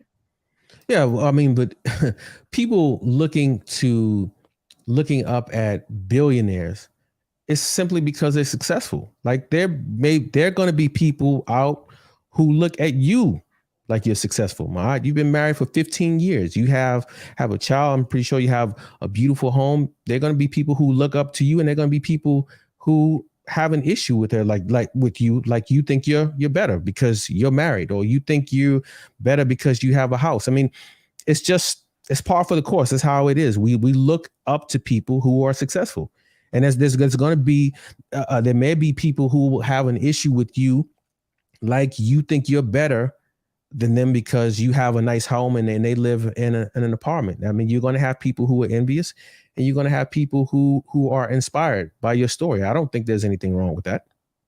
So I think the difference, I guess maybe the difference here is when it comes to the idea of capitalism, should it be so if we have black billionaires or even just people who have money and resources to help in any, to help the collective, right? The community, because we're talking about building communities, because a lot of things that we are saying in these spaces, and you hear black women saying it to black men because, you know, some of y'all look, y'all talk about being leaders and all that. So a lot of the things that we have in these conversations about black men leading is that black men are not building systems.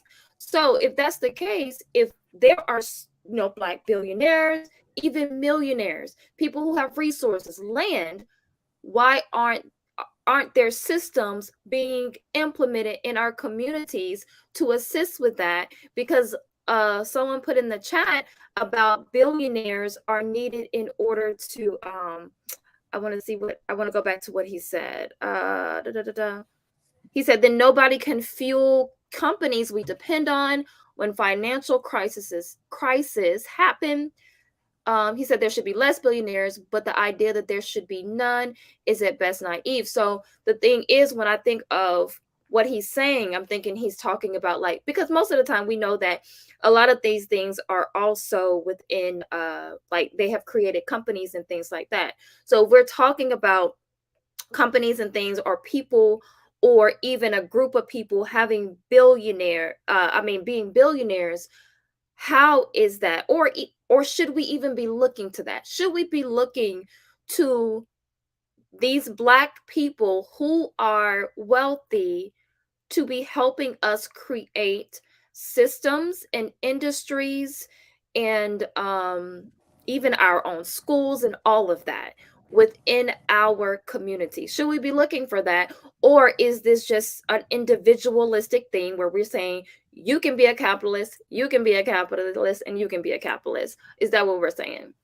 I think that we should look inward. We should look to ourselves, right? The thing is, a lot of our people are toxic. You have folks who make it out the hood.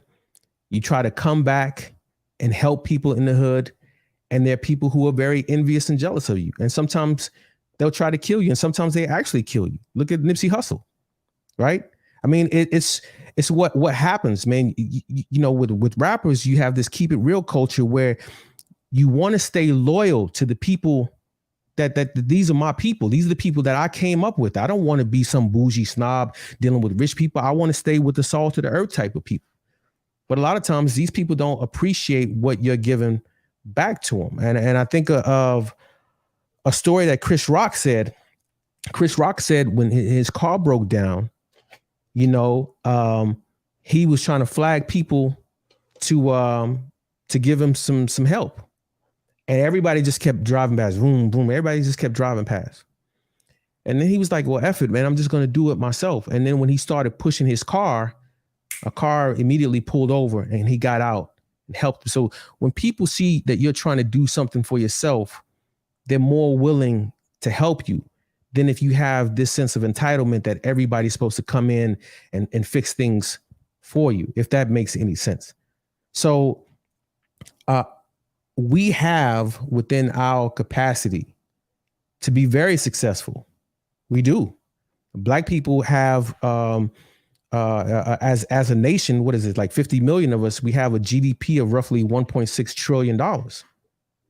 Right? You can look up the 2021 Nielsen report. These people study us. We make a lot of people a lot of money. We don't spend within ourselves. They look at how often they say, what is it? The Jewish dollar circulates in this community. I think it was like, I don't know if it was the 6 or 7 days. I don't have the numbers right. But then when it came down to black people, it said it circulated maybe like 6 minutes. Mm-hmm. We can't wait to go spend our money with somebody else.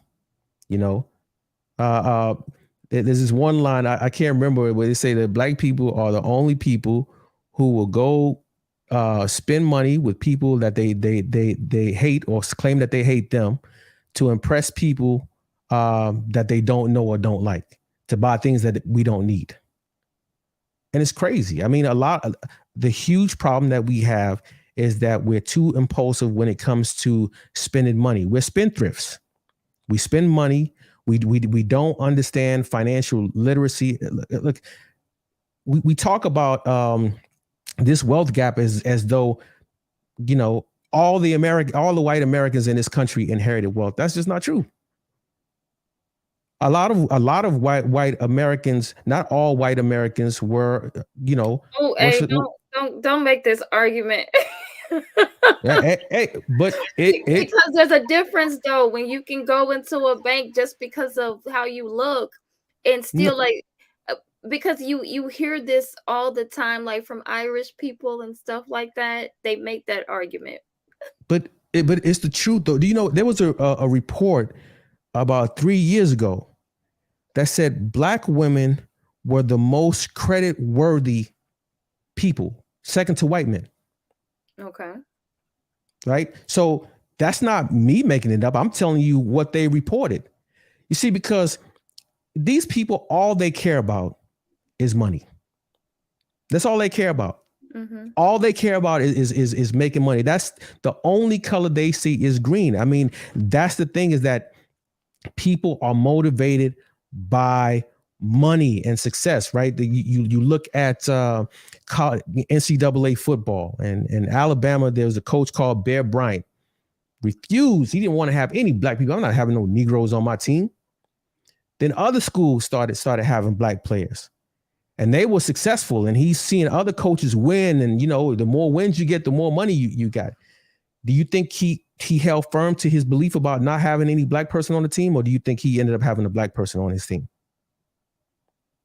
See, money and success is a different type of motivator. I mean, so look, my thing is, I think a lot of us have too many excuses. We have too many excuses, and that's why I have a reverence for black people. During slavery, prior to slavery, we always found a way. Right? I mean, when you look at a lot of these lynchings, what's her name? Ida B. Wells, who was the reporter who they chased out of Tennessee because she reported on the fact that, hey, all these lynchings that they're lynching black people, these guys are not whistling at white women. This is economic terrorism. They doing this because he refused to sell them his land, or he refused to sell them the store. Mm-hmm. Right? Especially for a price that was utterly disrespectful and unfair. Mm-hmm. And so because he wouldn't sell them their land, they find some ridiculous excuse to lynch him. And when Ida B. Wells exposed that, you know, they threatened to kill her. She had to leave the South. I mean, she ran up to Chicago. So, and that's why I say like black people are an amazing group of people. When we put our head down, stop making excuses, and learn to thrive within the system, we're unstoppable. But the Well, problem you is, know, if you're gonna give credit to black people, like you made a statement and said you have a reference for black people then because they always made a way. Black people are still making a way, Abe. So they should have the reverence right now. Black people are still making a way right now. Every day, every day, the poor, the middle class are making a way. That is just black people in general. We are innovative, we are creative. That is what we do. So to say that the reverence is only given to those that were in slavery is to imply that black people have does what? What are we doing now? Lying down or just what? Not doing anything? Is to imply that black people now are not working as hard. Well, we're probably not working as hard as our ancestors because they had a damn whip on their backs and was producing they was doing free labor. Of course it looks different. So even when we compare the two, I'm like flabbergasted oftentimes. Like, you guys understand what the institution of slavery was? That your ancestors was not working on those plantations sun up to sundown, working while pregnant, giving birth in these people's cotton fields, and had to get right back out there and work. That was not of their own volition. That it was because they had to, because they were enslaved, because they were property. So to compare them and say, well, they deserve the reverence, and let's say after slavery, Jim Crow era, and all of that, to say they deserve the reverence versus today is to imply that black people are not making a way right now, and they are. Everyday black people are making a way. I see them every day. There are people right now in their communities, black men. I know there's this whole narrative being pushed about black men right now, that black men don't produce, they don't lead, they don't do. There are plenty of black men that I know who are in their communities doing work. Black people are still making a way. So why can't we give reverence to each other for the progress that we're making today? And that's where I take issue, because a lot of us, this is why we stay stuck in the past. Right? Most of us is like, we feel like our glory days was only in the past, that the people that are being produced today, they're just different. They're not as hardworking. They're lazy in comparison to their ancestors, who was practically capital for someone else, free labor. So I'm sorry, when you said the reverence piece, I'm like, because I hear this a lot. Like, we deserve reverence today. Black people are making a way out of nowhere today, right now, as we speak on this platform. Some mother somewhere, some father somewhere is catching multiple buses, okay, to get to from point A to point B, so that they can have money to put towards a business, towards the vision that they have. Black people are still doing this, and I think we have to remember that and give each other the reverence as we do those in the past as well.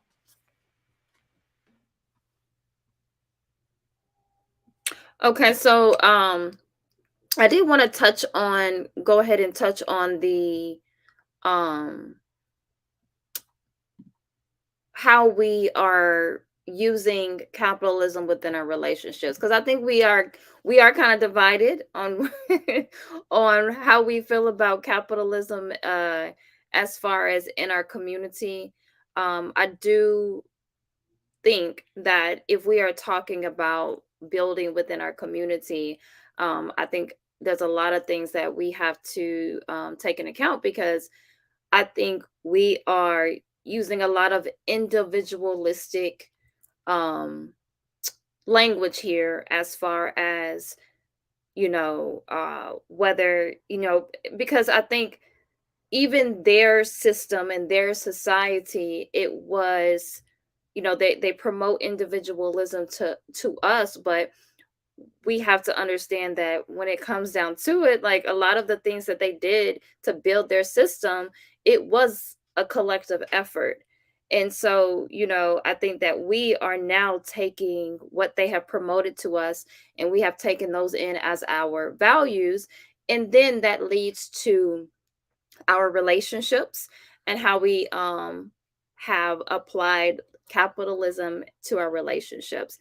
And so we're going to talk about that, because we are getting to the end of the hour. But a big one that is said in our community when it comes to our relationships are, what do you bring to the table? Right? So when we're talking about that, that to me is a very that's a business, that sounds like a business deal. So Arshawn, how do you feel about that question? What do you bring to the table when it comes to um, the relationships? It's definitely problematic for me, because I've seen, this is what I spoke to when I first spoke earlier. I said people will chase the bag, and it'll be a means to an end that they've lost sight of. So a lot of times, even with relationships, people don't even understand what they're actually looking for to gain from the relationship. So we've started, but I will say heavily influenced by capitalism, to try to find objective measures of value, something that we can externalize and count and quantify. So we use number systems. I can quantify her beauty. He makes six figures. He's this tall. A lot of number systems to judge each other by, but it's all superficial. There's no spiritual resonance to any. That's why I said that we need a spiritual tether to anything that we're doing. So everything we're doing, even the online presence, the apps, the dating apps, should have made dating and relating simple, because everything that everybody's asking for is quantified. Put on your profile. How tall are you? What's your profession? How much do you make? How many children? Everything, all the numbers that we look for should have been readily available, and everybody should be able to find their perfect partner. But they can't, because we don't even have proper selecting mechanisms, because we're influenced by a model that values numeracy as opposed to spirituality. So because we have no spiritual tether to each other as human people, we're just another transaction. See, the exchange used to be energetic. The exchange used to be spiritual. As now the exchange is like what? That's a tangible good. What do you bring to the table? Not who is coming to my table. What are you bringing? So even the question speaks to the sick mindset that we have, because we don't even care who's coming to the table. We just want to know what they're bringing, because we want to consume out of somebody else's hands. So it's a very problematic mindset that we've adopted. And I do believe it's heavily influenced by capitalism. But until we can separate ourselves mentally, so that we're not so heavily invested in a lot of these ideologies, because I do believe capitalism is it's our all now. It's not just a system of barter. It's our education, it's our religion, it's our health care, it's our food. Capitalism is our politics. Everything is for sale. So at that point, it's our new God, because we look to money to solve all of our problems, as opposed to anything on a spiritual level. Even in the pulpit, the pastor will pray out to the congregation for money, and then tell the people to pray for God. But he's looking for money. He didn't ask God for the jet. He didn't ask God for the building fund. He asked people for money. So now everybody's worshiping the dollar. So now everybody, if you don't bring money to the table in a relationship, what value do you have? Because we have no spiritual connection. We have no interpersonal connection. We don't even have communication skills, which I realized on the panel. I had to backtrack what my original thoughts were. I had to, oh shoot, I'm not going to be able, like Abe said, people aren't here for the same reasons. Some people will cut you before they try to heal you. Some people, like you try to help with the community. Some people that just are not here for the right reasons. They don't want to build. They just want to tear something down. So finding that out, what I realized, some people were not equipped. We don't even have the equipment to handle conversations civilly. Like a lot of times we can't even do the most basic thing. How can we keep talking about marriage and relationship? So marriage, that's running. You can't even relate, because you can't even communicate. And we can't even communicate because most of us don't even understand ourselves. And that's another spiritual thing. That's something you got to look inside yourself for. So until you have a culture that breeds knowledge of self, then ability to communicate, then ability to relate to another person, which is like the great commandment by Jesus: love God, but also love your brother like you love yourself. Until we can love, we can't relate. And then we can have marriage. Then you combine together, because you have all the principles necessary to make that cohesive. But we have to build from a different standpoint. We're trying to jump in the waters that we don't know how to swim in. And until we get that down pat, we're gonna stay lost. When you just mentioned the measuring system, like this whole conversation, I don't know how many years into it around what do you bring to the table, and then it was connected back to where you had my, and I hate to bring the brother up, okay, on your platform, because God knows, okay, but there are some things that I do agree with him on, and others I don't. And one of the issues that I had with Kevin Samuels was just that, this idea that you're rating woman. It just felt very action blockish. You know what I'm saying? Okay. And then it goes back to what Ashan is saying, that okay, because you don't have your body's not built a certain way, then your value is not this, and therefore you cannot ask for such and such, right? So I had a friend, we had a conversation recently, And right now she's looking for employment. And she just what the job she had, she realized that she was doing a lot of the work, right? But wasn't get paid. I think she ended up seeing people's pay. You know, when you accidentally see some paperwork and you're like, what the hell? And I don't think she was the same after that. Okay. It was just like she felt exploited. She felt exploited, as she should have, because that's kind of just how these hierarchies work, right? And so we had a conversation of it about it. And in that moment, in talking to her, she felt like, her value pretty much, was decreasing, her self-worth. And I kind of had to walk her through that, because her thing was she don't have the degrees that these people have, right? But she's working just as hard, if not harder, and not being able to get paid, not even close to what they're being paid, right? Not even close to it. And that was like a whole thing that I had to kind of like support her through, because I know what happened to her is like a light went off, a light bulb went off in her in her head, and it ended up affecting her value, because in the society that we live in, which we go back to the poor again, that's why we find the poor repulsive. This is why people talk the way they do about the poor. And then when I ask the question, will you say that the poor people are not hardworking? We say yes, but the way we talk about them is not as hardworking people. We talk about them as if they're only in poverty because they have a poverty mindset. And we know realistically and honestly, that's not all there is to it. It's not that black and white. It's very nuanced. It's very complex, very multi-layered.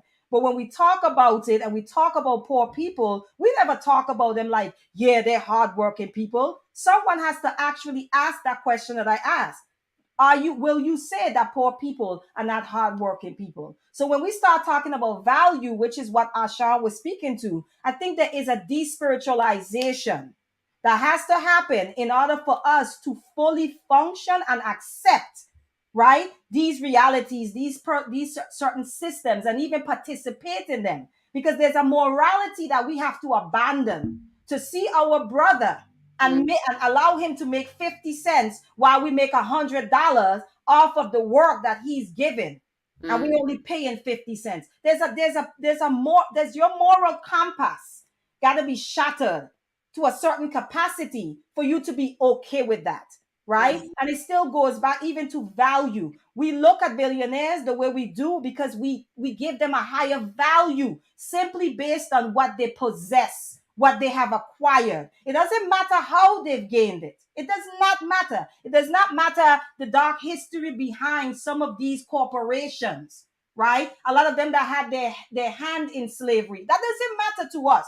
No, we just want to use them as a symbol, as something to attain to. And I think that there's a despiritualization that happens, that has to happen for us to fully accept that and to actually participate and cooperate with it.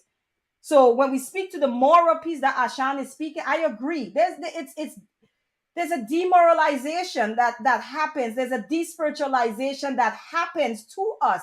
And I think maybe for me, I find it bothersome because I consider myself very spiritual. And so when I see certain things happening, I'm just like, whoa, like I'm talking about people who are, majority of us are Christians.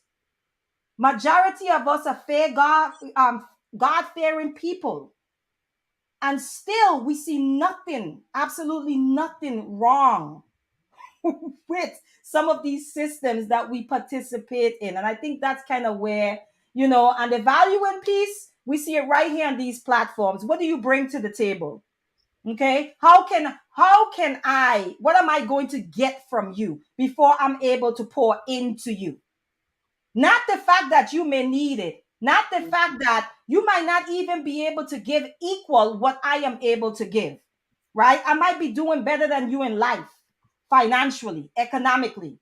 So I come to the table. You will never, if you are not doing well financially as well as me, you will never be able to equal the amount that I'm bringing to the table. It will never happen. So then we have to go beyond that. right? Maybe like Ashan said earlier, an exchange of services. Maybe that person can't bring 100% like you bring 100% to the table. When we start attaching value to resources, that's where you're going to lose me every single time. And we do that a lot. And we see it translate into the whole conversation around the high value male conversation that was happening, the rating of particularly Black women or just women in general. Okay. Are you fit? Are you feminine? What's your face looking like? What's your attitude looking? That's because these things are going to determine your value, and then your value is going to determine what you have access to. And that's problematic, because whose value system are you going by? Whose standard of beauty are you projecting onto these individuals? Right. Yeah. So I want Abe, I want you to kind of touch on kind of what Hanifa was saying, because I know on your channel we spent some time talking about hypergamy. And if it is, and I know your take on it was that it's innate to women, right? So and for those, I want to make sure everybody understands what hypergamy is. I'm going to show this slide here. So we have hypergamy. It is said to be this evolutionary psychology theory on the instinctual desire of humans of the female sex to discard a current mate when the opportunity arises to latch on a subsequent mate of higher status due to the hindbrain impetus to find a male with the best ability to provide for her own offspring. So in other terms, that's the very like, let's say it on the basic level here. I thought I had it in my banner, but so hypergamy is just basically the marrying or being in a relationship with someone who is at equal or higher societal or economic status as you are. And I know you talked about that, Abe, as you feeling like that's innate to women. So kind of touch on that, because I believe that is something in our communities that are being talked about, but also to me it's an example of how we use capitalism in our relationships. Okay. I mean, I'm trying to see the connection between the whole capitalism and hypergamy thing. Because like I said, again, if there was no capitalism, I believe that hypergamy would still exist. Now, briefly to touch on what okay, Hanifa, so okay, go ahead. No, go ahead. I'm sorry.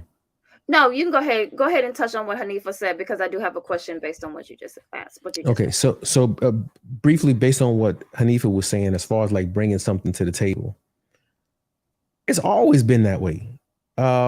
When you marriage and pair bonding is a compact, it's an agreement, and there's always an exchange, because marriage, just like whether we want to say it's like a business arrangement or whatever, there's always trade-offs, right?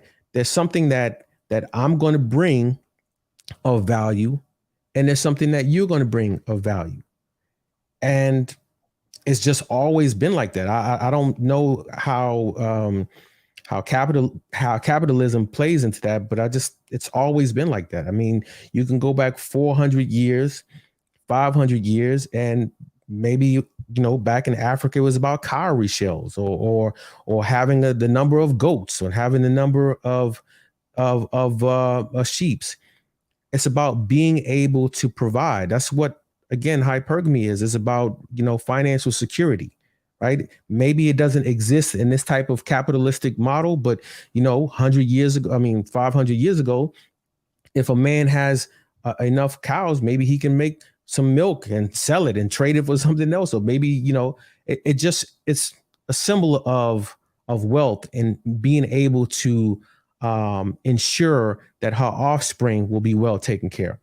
Right. I personally, I don't, I don't think we should shame women for being hypergamous. I don't believe that. I don't believe we should call women gold diggers, right?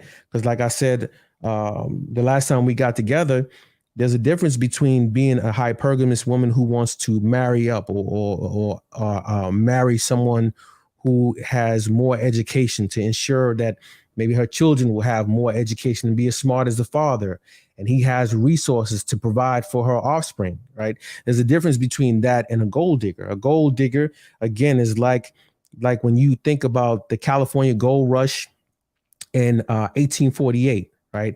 In 1849, word spread everywhere. So everybody rushed to California. That's why they call them the 49ers, right? The 49ers were all these people who wanted to rush to California to take part in the California gold rush. And they would go from one mine, and when they exhaust they've depleted the minerals out of one mine, they go to the next. And that's exactly what a woman who was a gold digger is. She's a woman who deals with a man. Once she extrapolates as much as she can get from him financially, then she's off to the next. I don't think that the two are the same. I think we conflate the two, and we end up calling women gold diggers for being hypergamous in an attempt to shame them. And I just think that's wrong. I disagree with that. So, I have a question about hypergamy and the way that it was explained to me. So, okay. So if hypergamy is natural to, I think you guys say specifically women. Maybe you could correct me if I'm wrong here. It's specific to women, correct? Not men. No, and how we use it, no, it's not. I mean, hypergamy is not gender. Well, it's not specifically to women, but how we use it, um, yeah, we do use it in relationship to women. Just like we use hypogamy in relationship to men, but Okay. women can be hypogamous as well, right? But we just say that we call that struggle love, as when a woman has more and she's dating down, you call it struggle love. But that's hypogamous. But many men are hypogamous. Many men date down, right? So I wouldn't say that hypergamy is solely for women, but yes, when we talk about hypergamy, it's largely about women. Okay, so if it's I know we said that it's woman uh innately. You guys are saying it's a part of our makeup. Am I correct? Yes. Okay. So then my question then is like, okay, what stops your wife from leaving you for the next person that has more money? Is she suppressing her nature for the sake of monogamy? Is that what happens? Well, again, what you're talking about is a gold digger, right? Because again, hypergamy is about marriage, right? Gamy, Oh, the root, okay. the root of the word hypergamy is gamy, and gamy means to marry. That's why when we Okay. say polygamous, you marry multiple. Yes. Monogamy, you marry Mhm. one, right? So once you're married, the idea is that you pair bond. Humans believe that, hey, we pair bond for life, right? But now everybody's getting divorced. But there was a time, you got married, you stayed married, as it should be. You raised the children up um, together, and then after that, you would hope that you have a good enough relationship that you grow old together in your old age, because due to having companionship. But that isn't the case nowadays. I mean, people get married quickly. We don't involve our parents. Mhm. Most of the time, sometimes you don't. Parents don't even find out that Mhm. you plan on getting married till like right before you're scheduling a wedding or engagement party. So Very true. it's the fast foodization of everything, right? Like we So, get. the reason why I asked that question is because so you're okay. I want to make sure I'm clear on this, and I don't want to derail the conversation, my ad. So I'm going to let it go after this. So you're saying that the sole purpose of hypergamy is marriage. So once a woman gets married to the person that's can provide the best life for her, then that hypergamous nature within her turns off because she's hit her goal or she's hit her target. It goes away. I don't think it necessarily goes away. I mean, it's a good question, actually. But at the end of the day, the most important thing for a woman is her offspring. And her hypergamous nature leads her to find a man who's the most suitable when it comes to providing protection and provision for her children, as well as good genes. But after that, to say that she would go chase a man when she's already married, typically that wasn't the case, because there's no guarantee that another man would love your kid, right? And at the end of the day, you're supposed to put the welfare of the children first. Typically, that's what most mothers do. I don't believe that that's the case nowadays. I think a lot of people put themselves first, and then they say they're doing it for the kids. I've heard women say, well, my kids want me to be happy. And the kids are like, no, daddy, no, don't go. But she's telling everybody that the kids want her to be happy. And so I think oftentimes we don't really think of the kids, because ideally it would be best for adults to act like adults and work things out and stay together for the welfare of the children. So I think the issue that I just have with the whole hypergamous thing and it being an innate thing is when you bring up the what is the example of, like, you might have had more, more cows, whatever it is. Wasn't there at a time where there were more of arranged marriages and the father picking out the man who was suitable, as opposed to the woman actually picking? Oh yeah. So those to me, are better times. So with that being said, isn't it Who's just really that the hypergamous one? men are hypergamous and they projected it onto women? No.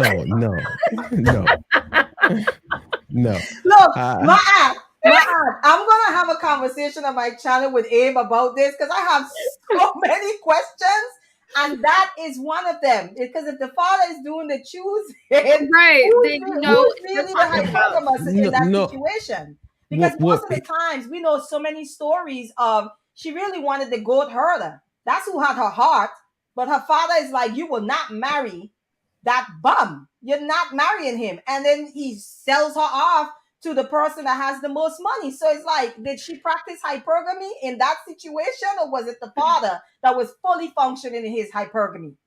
No, in that regard, it's the father who is functioning in that capacity, where he wants, again, it's that he wants the best for his daughter.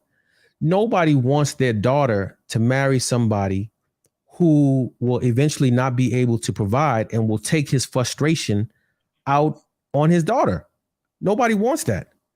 I have 3 girls. I don't want them to marry somebody that doesn't have their head on straight. I want them to marry somebody who has ambition, somebody who has a strong work ethic, somebody who has integrity. They don't have to be rich, but at least if they have integrity, a good work ethic, and some ambition, then I think we got a solid chance. But if you understand why my aunt asked that, right? Because when we talked about hypergamy on your platform, or just in general, the headline is women are hypergamous. It's never any mention of men. That's why I asked in the beginning, is it specific to women? Because whenever it's discussed, it's always in reference to women. It's almost just saying that, and I know men and women have different natures. So it's almost just saying that is specific to a woman's nature, not necessarily a man. So when my aunt asked that question,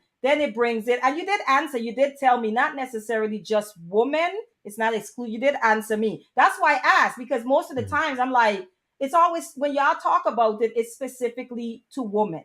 There's a reason for that, though. Sure. And the reason for it is that a lot of women are in denial. A lot of women don't want to acknowledge that they are hypergamous. And yet the number one reason for divorce is money problems. Well, Like how do you reconcile if women are initiating divorce by 70 to 80%, and the number one reason is money, then how can you say that you're not hypergamous? Is money still the number one in 2022? You sure? Yeah, no, let me tell you, money flip flops between first and and second. It's always first, second, or third, but money is normally at the root. Sometimes it's infidelity, but a lot of that infidelity comes from arguments that stem from money. Like when people argue over money, it gets really ugly. And there's a certain amount of disrespect that enters into the relationship, right? Then you have one party may tell the other spouse, hey, don't spend any money, while they're secretly spending money or doing something else. Then that causes issues. They call it financial infidelity, where you're telling us we're working on a common goal, and then you're turning around and you have a stash somewhere else and you're doing something reckless with your money. That also causes problems. So yeah, no. So the thing is, with the reason why I focused on hypergamy is because I was saying that, hey, if women are doing well, like when you look at the matriculation rates throughout the different colleges and universities, the matriculation rate is about 65% women, 35% men.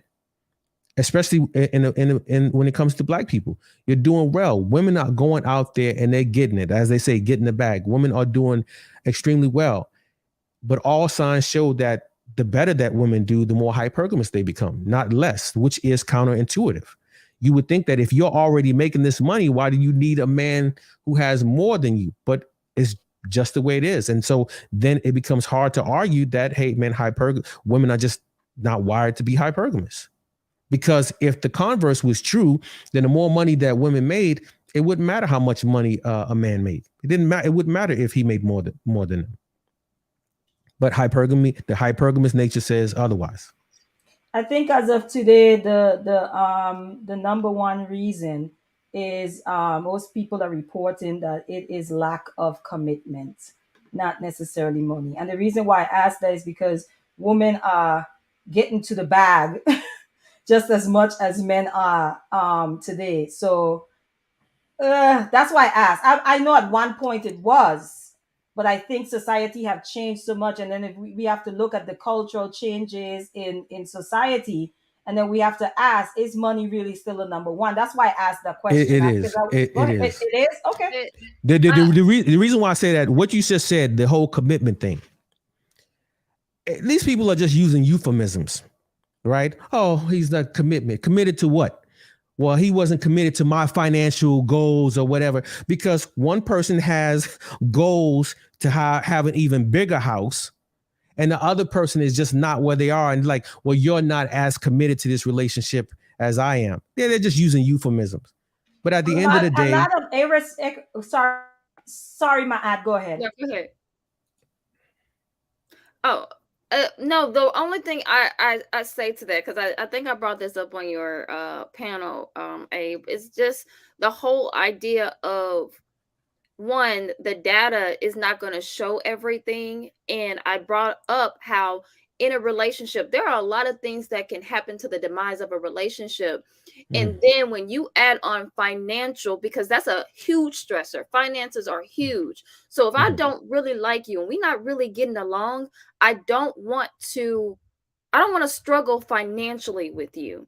And so while that might be the kind of the main thing, the straw that, what is it, straw that broke the camel's back, that is from all of the other stressors, because we know that if you're struggling financially, there are also other things that are adding to your stress. And so a lot of people are not picking people, because the issue I have with the hypergamous conversation is the whole idea that if we are that if women are hypergamous, and I know you gave the different, the differentiation between gold digger and hypergamy, but the thing is in this society, you see people, they're breaking up for whatever. So if that is an innate thing, then I am going to gravitate, because what about when that man falls on hard times? What if he loses his job, and then I got this other dude over here who, I'm friends with, and he got a six salary and he can take care of me. Wouldn't I, and if my husband was struggling for several has been struggling for several years, why not go to this person who, if that is really, I am innately hypergamous. So I think what the main thing is happening is that we are getting involved with people who we don't have a true connection with. And then when those struggles do come in, I don't want to struggle with you any longer, or I don't want to deal with this within our relationship, because at the end of the day, I really don't like you, or you're not somebody I can really go to. I cannot go to you for emotional support. I cannot go to you for anything. All you are, and this is how it ties into capitalism, all you are is a check or money. It goes back to what you showed on your channel, Abe, with the Kevin Samuels, and how he was like, hey, here, here's some money, here, what you want, like, I'm working over here, and that whole idea of, if you just give her what she needs financially, that's all you need, because I'm making money, and I don't need to deal with all of the other things that are going on with her. And so it's more to a relationship than money. I think anybody who's been in a long-term relationship, successful marriage, understands it's more to a relationship than money. And so I believe that capitalism is tied into the rise of hypergamy. We can say women are innately hypergamous, in the sense of, we are going to go to the person. I said this before, it to me, it's about security, but security comes in many levels. Like, I want someone who is, I know that if I'm on the, we're walking down the street and something go down, I want somebody who's going to be able to protect me. I want somebody who's going to be able to protect me mentally, spiritually, all of those different things. I want to be able to be protected in that sense, but not in we're talking about just money. That's the main thing that we talk about when we have these conversations, and things are nuanced, and then we want to throw data on it. We want to throw statistics and say, here's the proof that women are hypergamous, when there are other things that tie into that. So that's really kind of what I kind of want to add to it, and why I have such an issue with it. I would not say that women are not hypergamous. Um, Completely say, but the innate part really gets to me, because if we're going to go back in time and say, well, most time families were building with families, that means that in a sense was projected. And so then now I internalize hypergamy, because that is something that I have seen, um whether epigenetically, or whether just down the line, or in my family. So, and that's with anything. The way that we normally eat has a lot to do with, is tied into our family and how our family eats. So you see, like, 2 or 3 generations down the line, they're eating like Big Mama used to eat.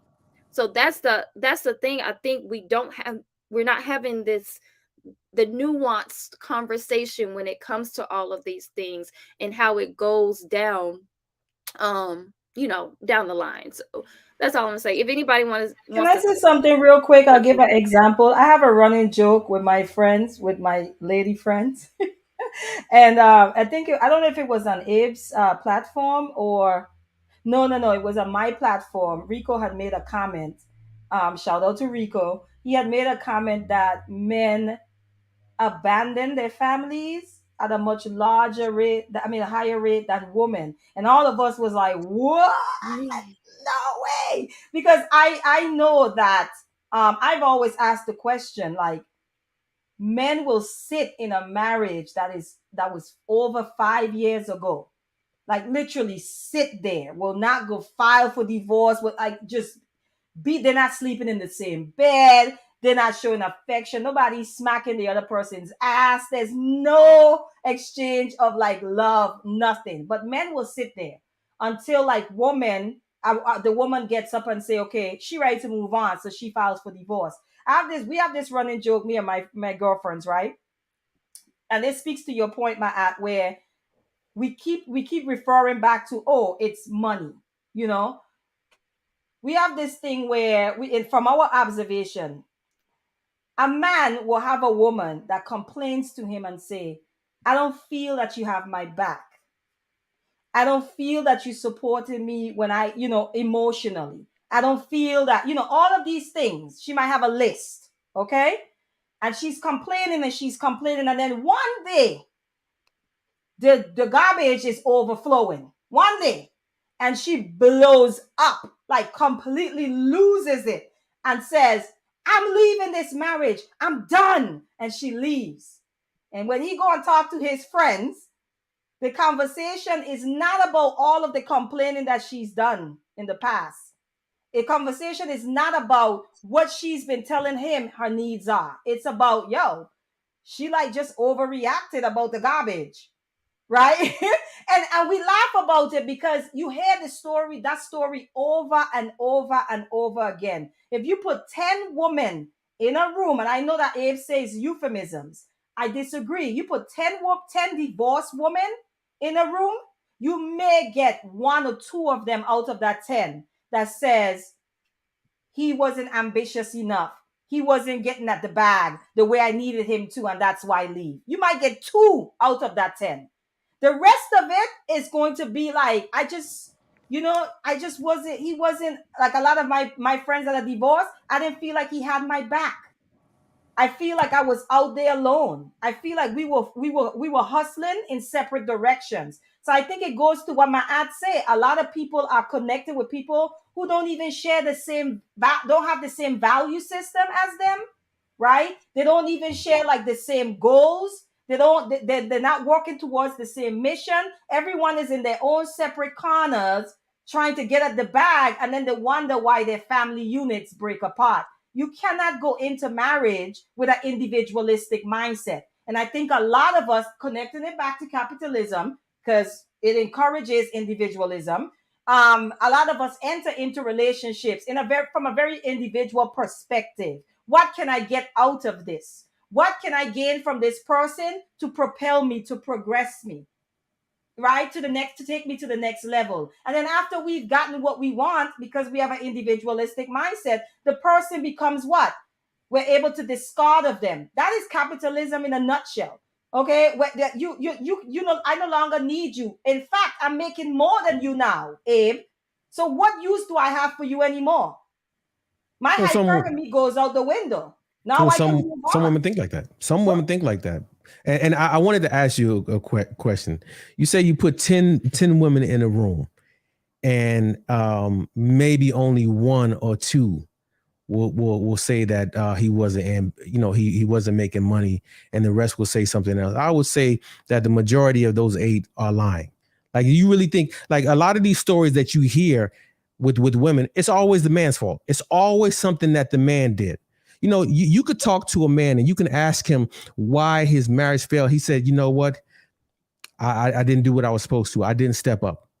Men will own it. Well, I mean, there's some men who don't, but for the most part, men will own it. Shaq talks about his divorce, and he says, you know what? I just didn't appreciate what I had at home. See, we'll be on it, and Shaq teared up on TV, but very seldom do you hear a woman saying that, hey, I messed up. It's That I always, will agree with. I will agree with that. But I yeah. will also say that a lot of men only get that revelation, or even get that level of what is it called, like insight, right, into what went wrong. They get that much later. A lot of men are not leaving out of marriages saying, yeah, I effed up. But I agree with you on the woman piece, right? Because I just think that women have an issue with accountability in general. And again, that is connected to our socialization, our upbringing, the way that society Right. caters to us. the way that, everyone gets a participation trophy. Like, it's a whole lot of stuff around women as to why we become these entitled adults, so I'm not going to push back on you on that one. You know that. I agree with that. A lot of women leave relationships and then they go to the other one, not even figuring out what their contribution was to the failure of the one before. And so they're still taking the same crappy, nasty attitude, their same toxic ways of thinking, their same individualistic way of thinking to the next relationship. And now they're on their third and they're on their fourth marriage. So I agree with that. But I was saying, I know you're going to die on this hill. I get it, Abe. You're going to die on this hypergamous hill, even if it means that you're going to call 8 of the women in the room liars. You didn't even say 3 or 5. You say They are. 8. They are. No. I said as the 6 out of the 8 are liars. Okay. Okay. So where I have one more thing that I want to talk about when it comes to um how we use capitalism within our community. Um so let's discuss it from an entrepreneur kind of mindset. And in our community, we know that, we've had to find some kind of avenue to help us succeed in this current environment. So, whether that has been, go get degrees, become an entrepreneur, the whole idea of, hypergamy, marrying, quote unquote, marrying up. And, there's the other option of just, staying in poverty. So, but the thing that I wanted to kind of talk about, and Hanifa touched on it in the beginning, we talk about how, in essence, there's like little capitalists in our community. So a lot of times when I see, like, when we're, trying to buy black, sometimes, there are things that are just, it becomes is expensive, because if you buy, because I think, Abe, when you talked about we go outside of our community, well, the issue that I've heard people talk about is the fact that things tend to be more expensive when we buy in our community.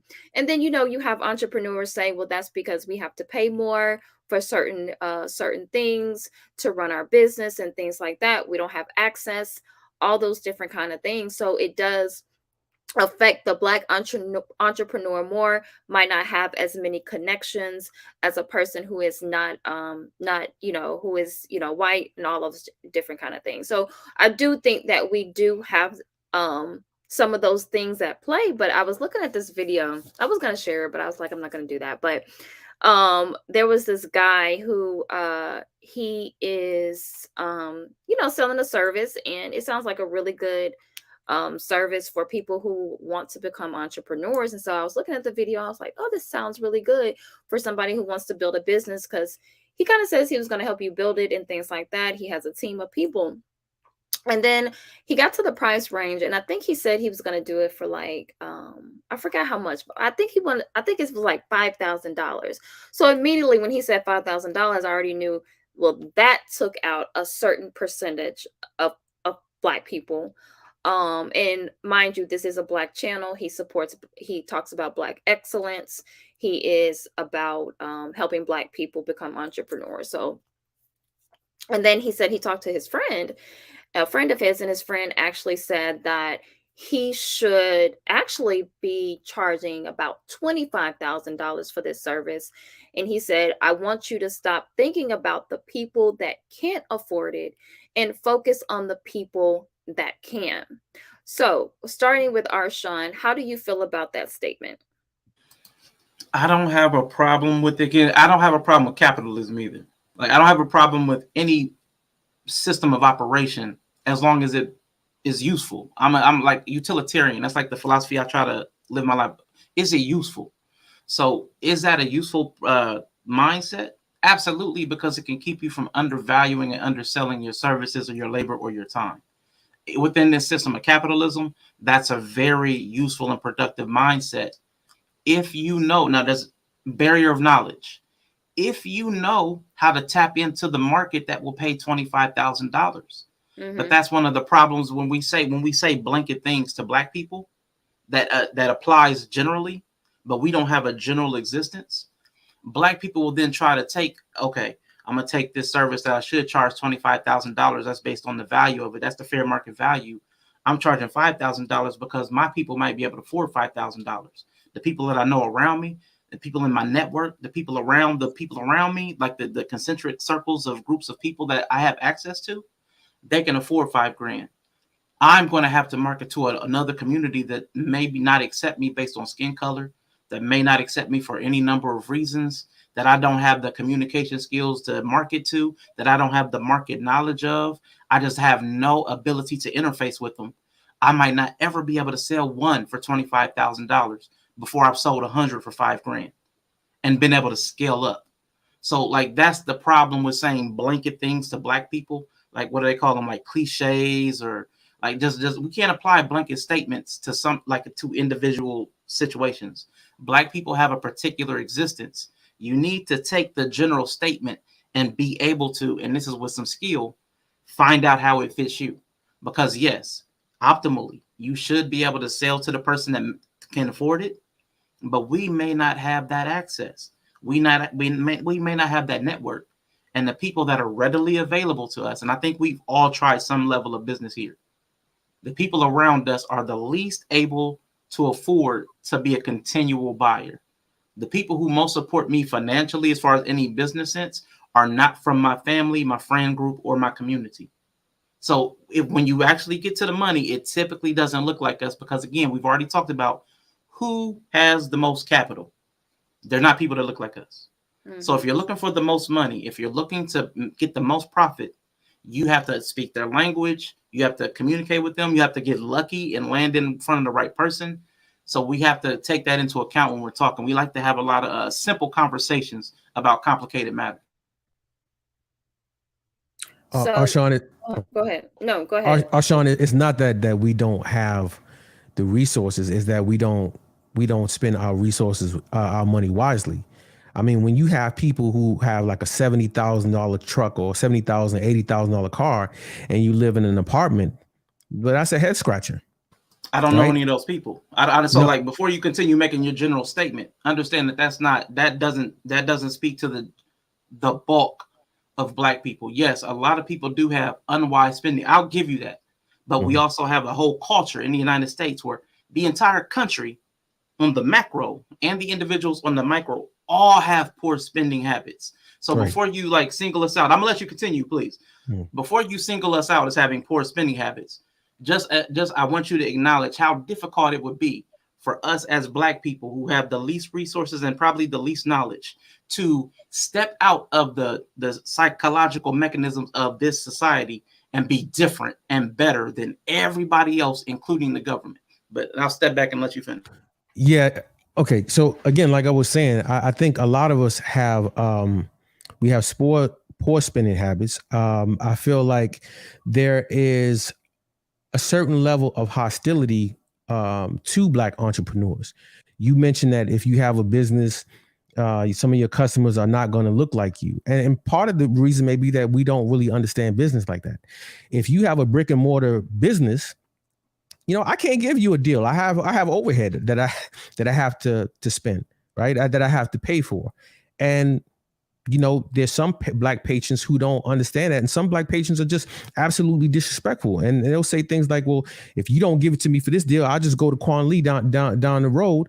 And so they would rather spend their money with an Asian merchant rather than give it to you because you won't acquiesce or come down to their price like you're on the street. And again, I just think that it's one is we have impulsive spending habits. Two, we don't have financial literacy, and we have a lack of understanding when it comes to business. Think about this for a second. Asians came to this country, right? Now, Americans, especially white Americans, had a problem with Asians for nearly 4 decades. We've been in war with some Asian country from World War II, whether it was Japan. You go over to Korea in the 1950s. You go over to Vietnam and I think Laos in the 60s and 70s. We've been at war constantly with the Asian countries. So when Asians started to come here in the late 70s and early 90s, there was a level of hostility towards Asians. And nobody wanted to hire them because they called them, the yellow peril. They said that, we couldn't understand them. They had all different types of stereotypes about Asians. So you know what they did? Asians would live 13 in a 2-bedroom apartment and keep it clean. And they'd all save their money and they pull their money together. And then they would go buy business. Now, what business did they buy, might I add? They bought black businesses.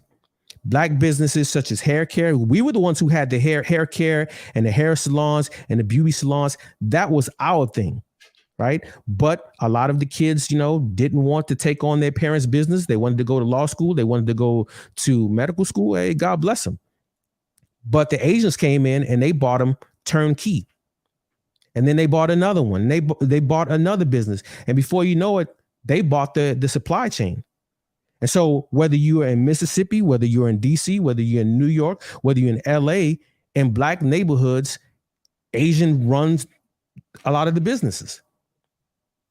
So you can't say that black people are the one keeping these Asian merchants in business. So you can't say that we don't have the money to do this ourselves. We do. Oh, I can absolutely say that. And I'm express to you why I say that. Because Sure. why I say that. Yes, we do have some things that we buy that we don't all agree with why we spend it. I'll give you that. But the examples that you use were immigrants that came over to this country with a different culture, with a different mindset. And then they were able to build mechanisms. Like we always talk about the Mexicans living 13 in a house and they were able to save up. Asians able to do. They came with a specific culture and a specific mindset. Black people did not get afforded that opportunity to immigrate here with a specific culture and a specific mindset. The ones that did are successful. We see people from the islands, successful. We see people coming from Africa, successful. But the Black Americans who are descendants of slaves did not immigrate here with a specific culture and mindset that they're sustaining. So that's the first problem with what I'm going to take as your argument. We're not the same. You can't categorize psychologically. You can't even expect us to have the same outcome, inputs and outputs. That's not even realistic.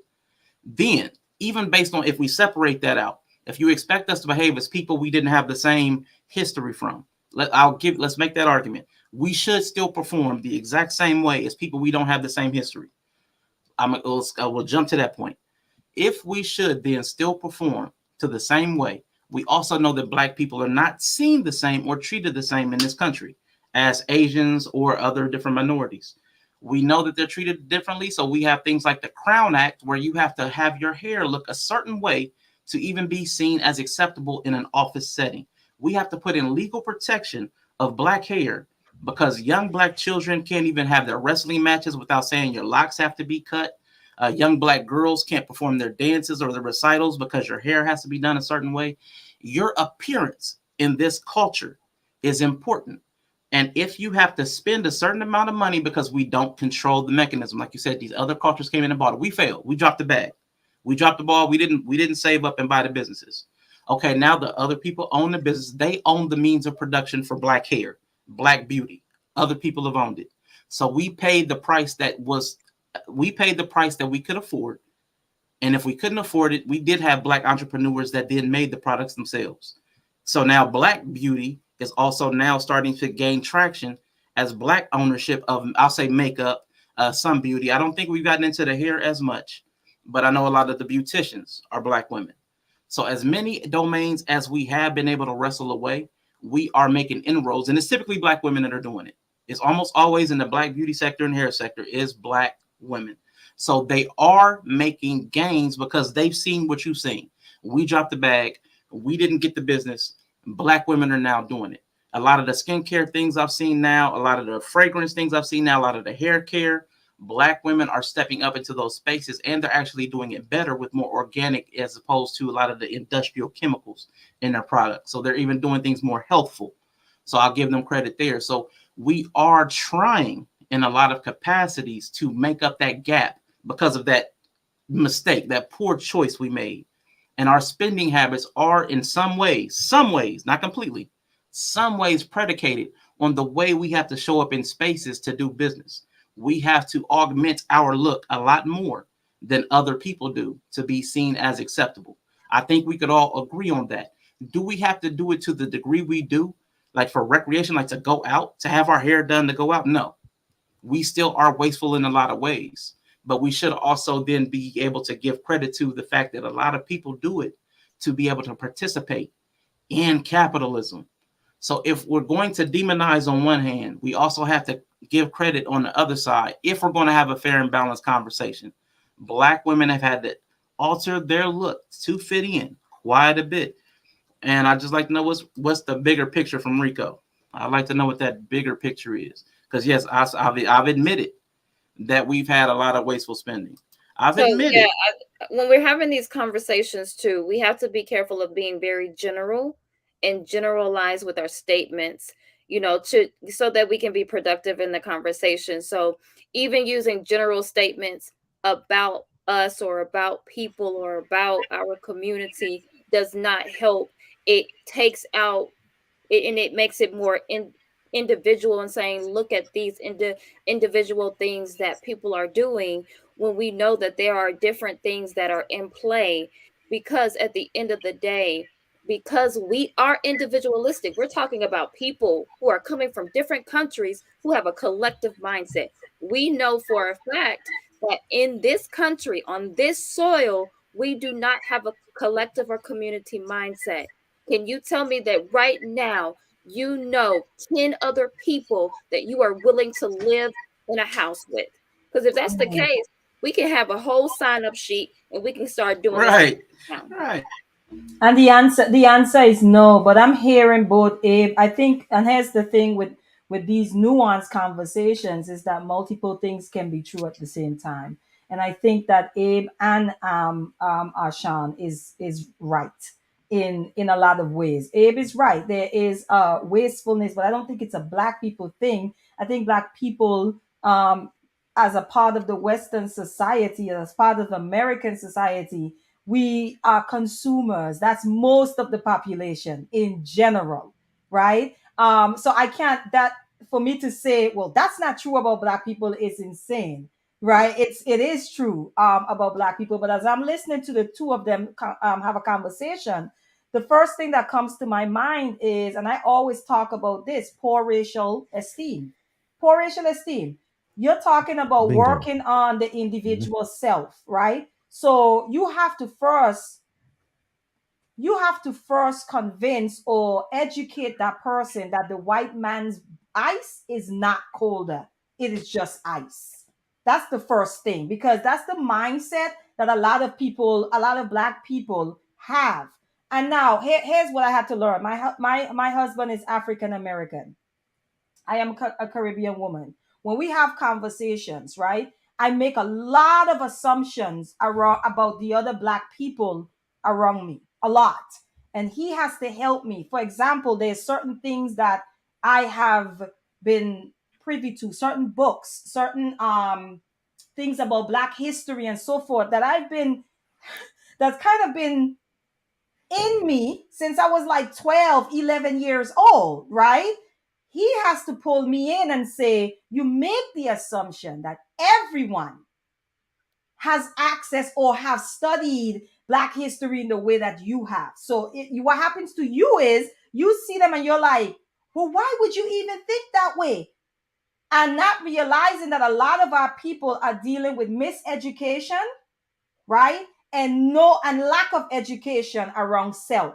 And so when people make a mockery of the Hotep, like they call them, sector, that's kind of like putting the history out there. There's a place for that.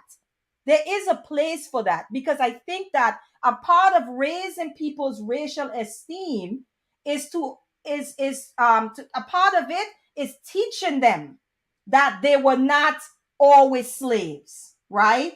That's not the full sum of their history. That people that look like them have made major contributions towards the societies and towards like civilizing people like that. That's important. So the people that make a mockery of that sector, I'm like, you're missing the full picture. There's people who teach finances. Then you have some people that might be in the hotep sector that be like, well, that's not going to help us. And then we shun them. And I say, no, there's a place for the financial literacy as well. We need all of it. But as I'm listening to Ashan and Abe, what comes to my mind is that I put down in my notes, to change how we spend, we must first change how we think.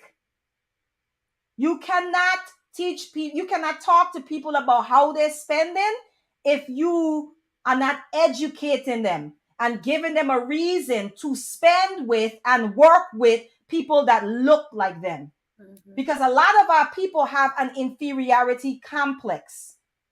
It's there. We don't want to admit it because it's not, it's not cool to do so, but it's there if we watch how we act with each other. Like my aunt just made a comment.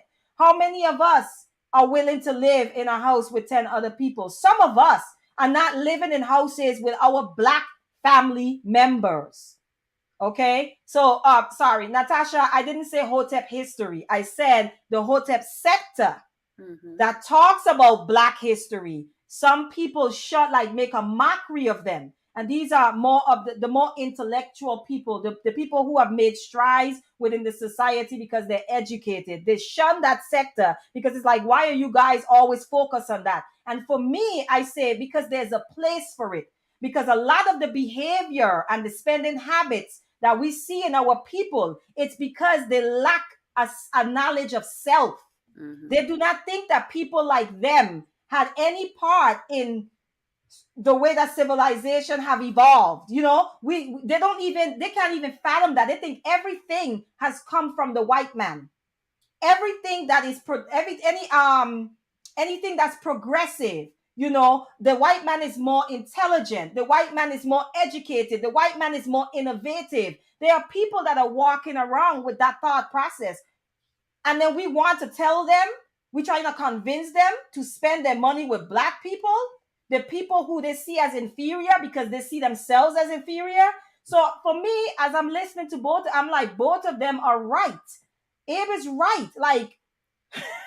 But Abe is right. We are wasteful, right? But it's not wastefulness is not a Black thing, right?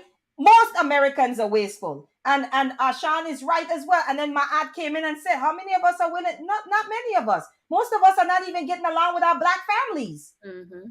We have major dysfunction.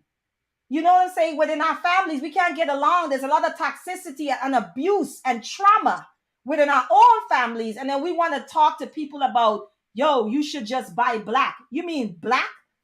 The one that I consider to be inferior to all other races? You want me to spend my money with them? How do I know I'm getting a quality product? Black people can't produce quality, right? Because they're inferior. Mm-hmm. This is why you have people when Black intellectuals start speaking, we want to run their credentials. Right. What school did you go to? How many degrees? What makes you an expert in this field? But a white man could come to the stage and all he have to do is sound smart. And no one talks about his educational background. Why? Why is that? Because we have poor racial esteem. And until we address that, we are never going to fix the issue of how we spend our money. That's it. But both of you guys are right. Yeah. I can't remember the name of this book. I read a book years ago, and it talked about how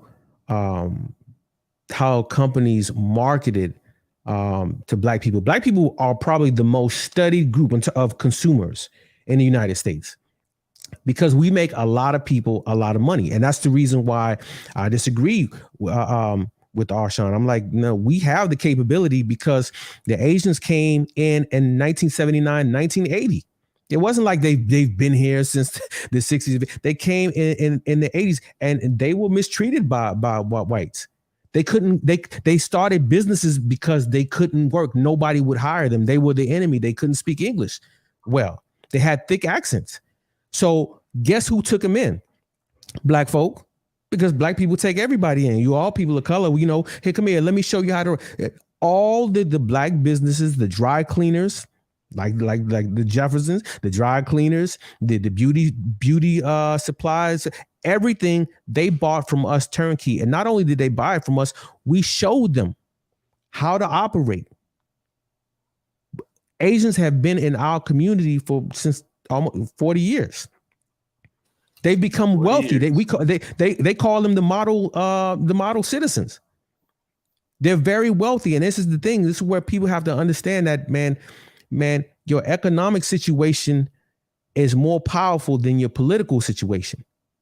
You know, somebody accidentally sneezed on an Asian, and they drafted up an Asian hate bill.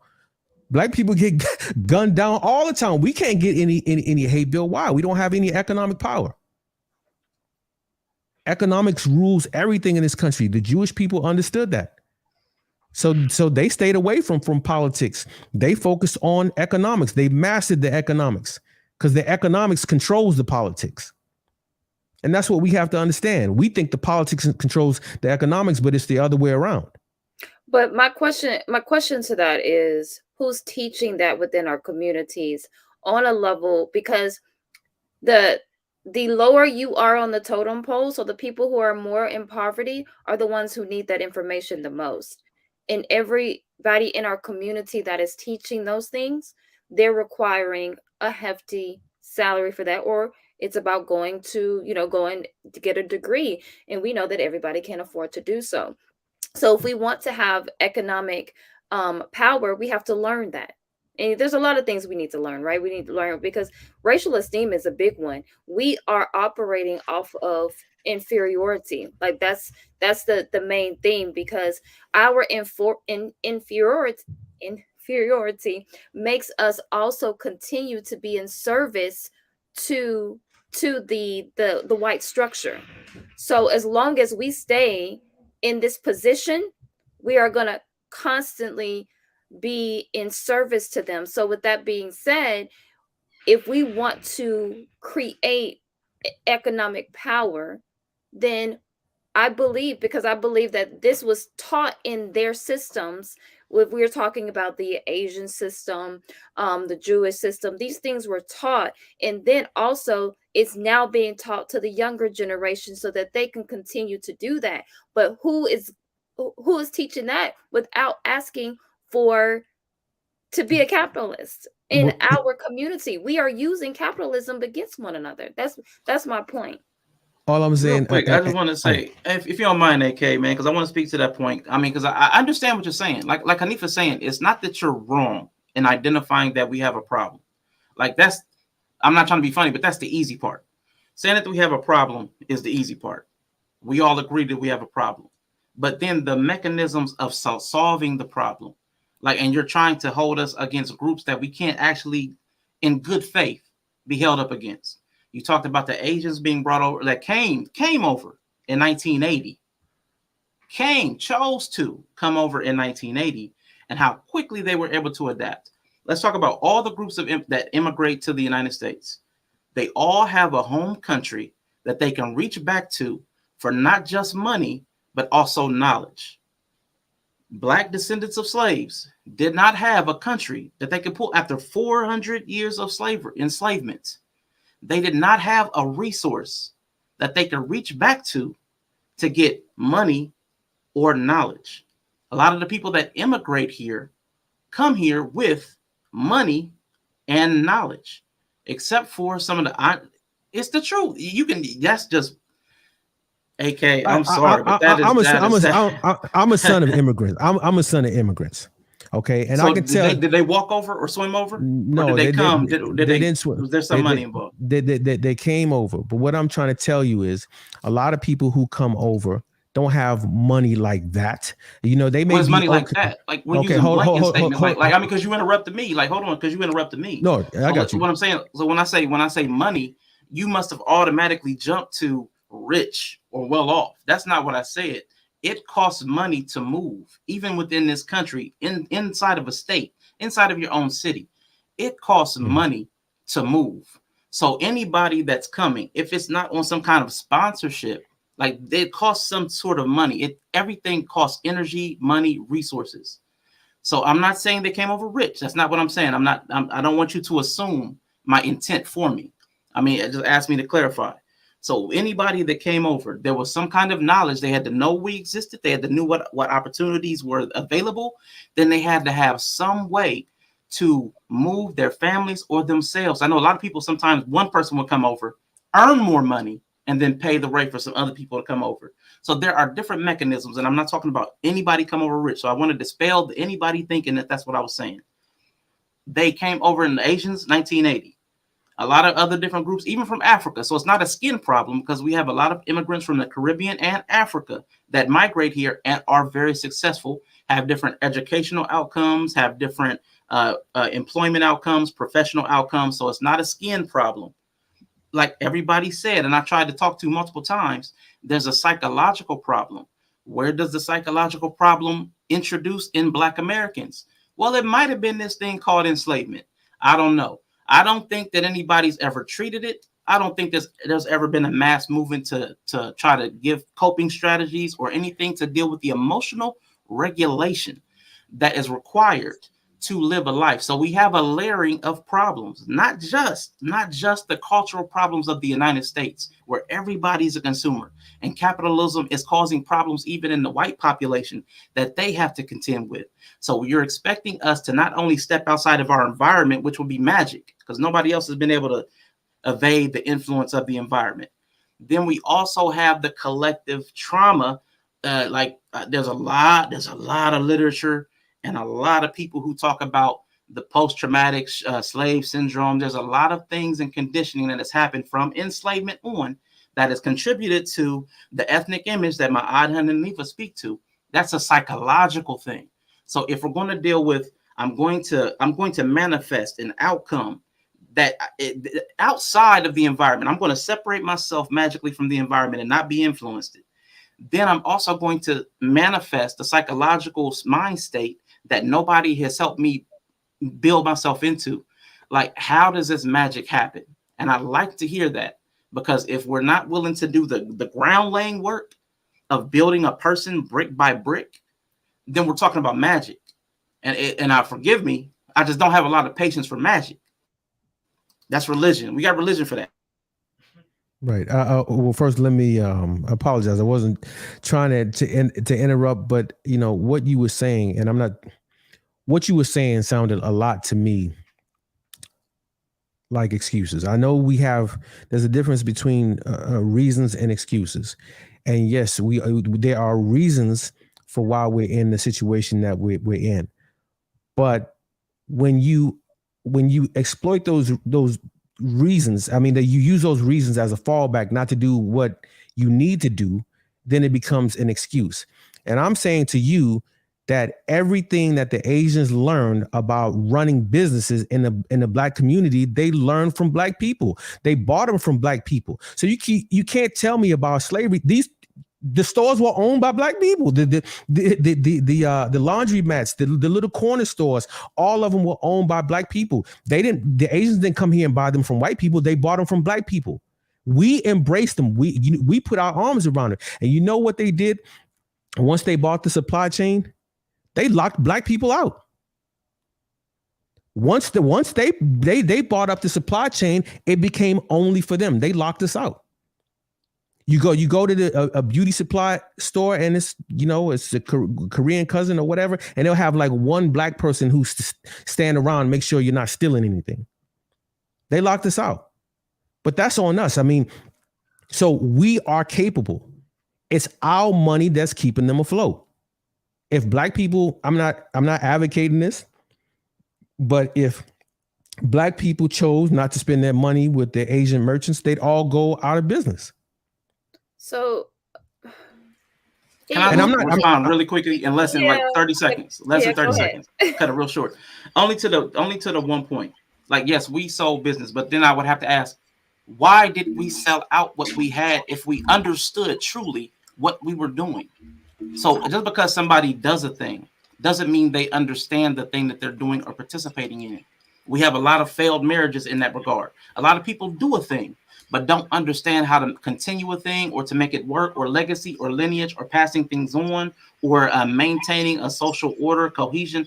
There's a lot of things we do psychologically we don't understand. So I mean, that's what, like, yes, we might have sold it, but why did we sell it? And I need to understand that before I talk about anything else. Why? I, What would give people that had control of something? Why would they cede control? I would I need to just know. want to say something really quickly before Hanifa says anything. The thing is we're talking about something because that's why imperialism is important here, because we're talking about something that happened on a global scale, happening now in a micro way. So we're talking about something that when Europeans were going and they were colonizing other countries, they did try to quote unquote work with that rule or whatever. But if you did not get in line with what they were trying to do, they were going to kill you. So we're acting like those types of things, and I guess this is another excuse, but we're acting like those types of things. People weren't being pushed out. People weren't being threatened if they didn't sell anything if they didn't have a particular goal in mind. So we cannot forget about some of the things that happened to our communities on a level that equated to death and harm to our communities, and we want to just say, well, it's just because we just sold it without thinking. I think there's some other levels to this that we have to consider as well. Hanifa, go ahead. Can I say one thing? Sure, Just go ahead, 10 Abe. seconds. 10 Go seconds. ahead. It goes to Hanifa's point about how we see ourselves, right? And rather than being merchants like our fathers and mothers, we wanted to be lawyers and doctors and do the things that other people did because we were aspiring to be like other people. Black people were entrepreneurs for 40, 50, 60, 70 years. And as soon as you had a little bit of a affirmative action and people get the chance to go to Yale and they just want to see themselves as other people. They didn't want to do what their parents did because they That's thought it. that their parents had to work hard. So again, like I said, and I give it back to you, Hanifa, because I did want to chime in and said Hanifa is absolutely right. It's how we see ourselves, and that's the point I was making when I said we're the most studied group. They have psychologists that work as marketers, and they come up with a comprehensive study every single year. They know that Black people watch more TV than any other group. Black people listen to more radio than any other group. Black people are on social media more than any other group. They target us. And so again, they know that. Hey, well, I'll just leave it there. Go ahead, Anif. I'm sorry. You're fine. You're fine, Abe. Abe said something that stood out for me just now, and I was just like, yes, that's what we need more of. He says that we are capable. We are capable. And I put in my notes, we need more we are capable conversations. That's a part of the issue, right? Because Black people need to be affirmed. We need to believe in ourselves. We need to believe that we can do these things. The thing is, having the conversation about how horrible someone is only makes them feel more horrible about themselves. So if we know that there are examples of Black people who are doing the things that we are talking about, then we need to actually push those narratives to the forefront towards people, because that's the only way that we're going to build the racial esteem of our people, right? Specifically in America. Okay. And then the conversation around Black people, we always have the conversation around what it's almost a conversation of there is what happened to you versus what's wrong with you.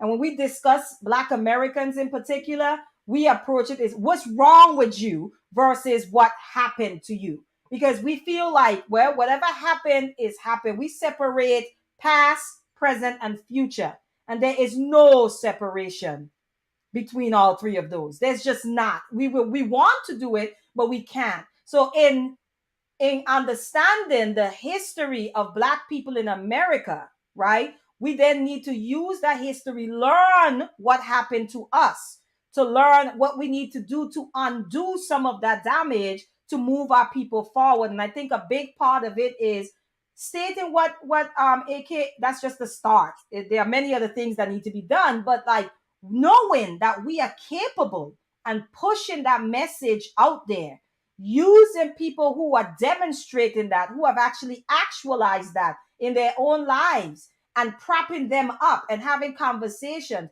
people that are relatable, people that have those stories, right? Not people who, you know, they're a billionaire and this person is barely making $20,000 a year, right? Everyday people who are pushing through, you know, the damage that have been done to Americans and Black Americans, Black people in America. And the last thing I want to say is this. So I come from a colony of the US, right? So the Virgin Islands is a territory of the United States. But we are very much Caribbean people. Caribbean culture is very much our culture. There was slavery in the Caribbean as well. But one of the things that I had to learn that, and I use the word advantage here very lightly, okay? So don't come for me. One of the advantages that I had to accept that I have is that I grew up with Black teachers, Black politicians, Black business owners, Black people, everyday people around me, right? So even immigrants that come from those countries where that is a fact, we really need to understand how much of an advantage that is that you already have. I'll give you an example. I went on vacation with my ex-husband when we went back to St. Thomas, and in the lobby of the hotel there was a local. She was, you know, at the register, and a white lady came in, because let's just say white people boundaries are off because they're just used to being in the position of dominance, right? They're just used to being in charge. So their boundaries are very off oftentimes. So the white lady comes in, we're in the line and there's someone in front of us. And she comes in and she's hectic. And she's like, can you get this for my room? And the local woman looks at her, Black lady, by the way, looks at her and says, ma'am, I will help you as soon as I finish. Let's just say the other people in the line were Black people too. I will deal with you as soon as I am finished with these people. What you have going on can wait. Very sternly. My ex-husband, who is Ugandan, by the way, he was like, you know what I'm saying? There is the reason why you can talk to a white person like that in cultures that are predominantly Black, right? Is because you don't see them as superior. That messaging, I'm talking not messaging just through television. I'm talking about you walk out your door and the messaging to you is that your Black skin is not a hindrance to you accomplishing anything, because you are looking at people in high positions that look like you. Now, when you come over to America, you talk to some Black Americans, their first Black teacher was at the college level, some, or at the high school level. That means something. It does. And I used to play it down. I did, until, you know, like I said, I am married to a Black American and we have these conversations on these levels. And he has helped me to see some of my privileges that I didn't even realize was there. So when we talk about Black Americans, I'm very careful to compare Black people in America and their very unique history to other Black cultures that come from predominantly Black environments. We got to be careful with that. And I say that someone who comes from a predominantly Black environment. I do not, my racial esteem has been high since I was a child. Since I was a child, I had a mother who indoctrinated me with music that called me a queen and an empress and a princess, indoctrinated me, right? When I hear people, the Rasta movement that went across the Caribbean, that's how we were introduced to Marcus Mosiah Garvey and Pan-Africanism, right? And holding ourselves at a high level as Black people. I come from that type of environment. My mom was influenced by the Rasta movement. She had locks in her hair. I grew up in that. So the stuff that my mom talked about in the home, when I go out into the community, the stuff that the men that would sit down, they would talk about the literature that was given to me.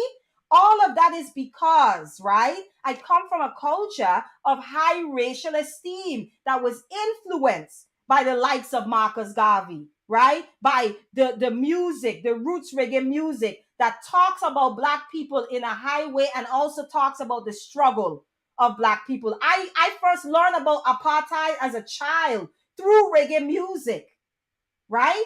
Through reggae music.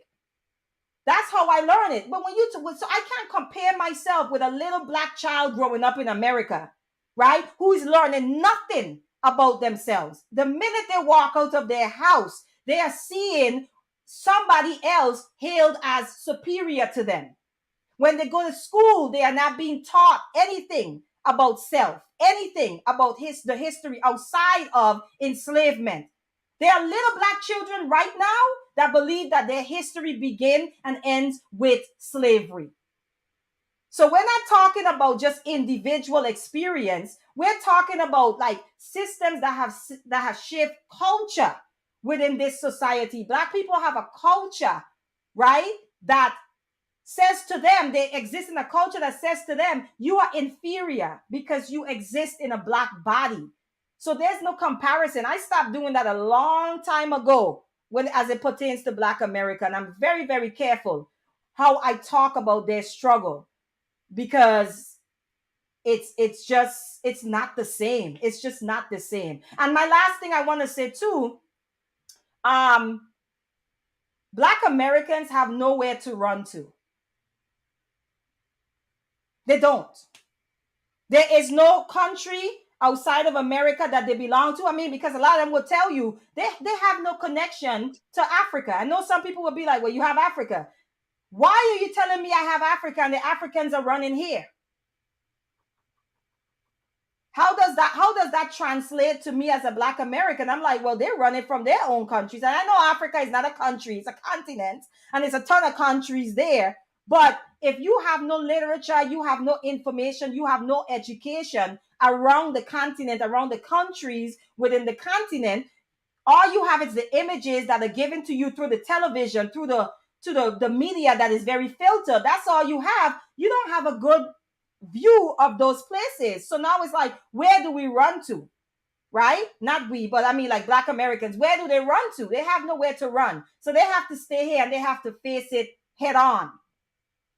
But when immigrants come here, they are ready. Most of them, they're not coming here, most of them as like little children. I'm talking about the adults. As an adult, your mind is already shaped. Your culture has already done what it's supposed to do as far as shaping your mind and how you perceive yourself. You know, and I know there's neo-colonialism and all of that type of stuff in Africa. I understand that. But I just wanted to add that into, I don't like to compare because I know my upbringing and the way I feel about myself and the way that I see Black people and my racial esteem has a lot to do with the environment that I grew up in. It has a lot to do with that. I did not encounter a white teacher until I got to college. Until I got to college. I think I had one white teacher when I was younger. He was the phys ed teacher. And I actually don't think he was white, because if you know anything about the Virgin Islands, we have a community of people called Frenchies who talk like us. They're part of the culture and everything. There's a whole history there. I really think Mr.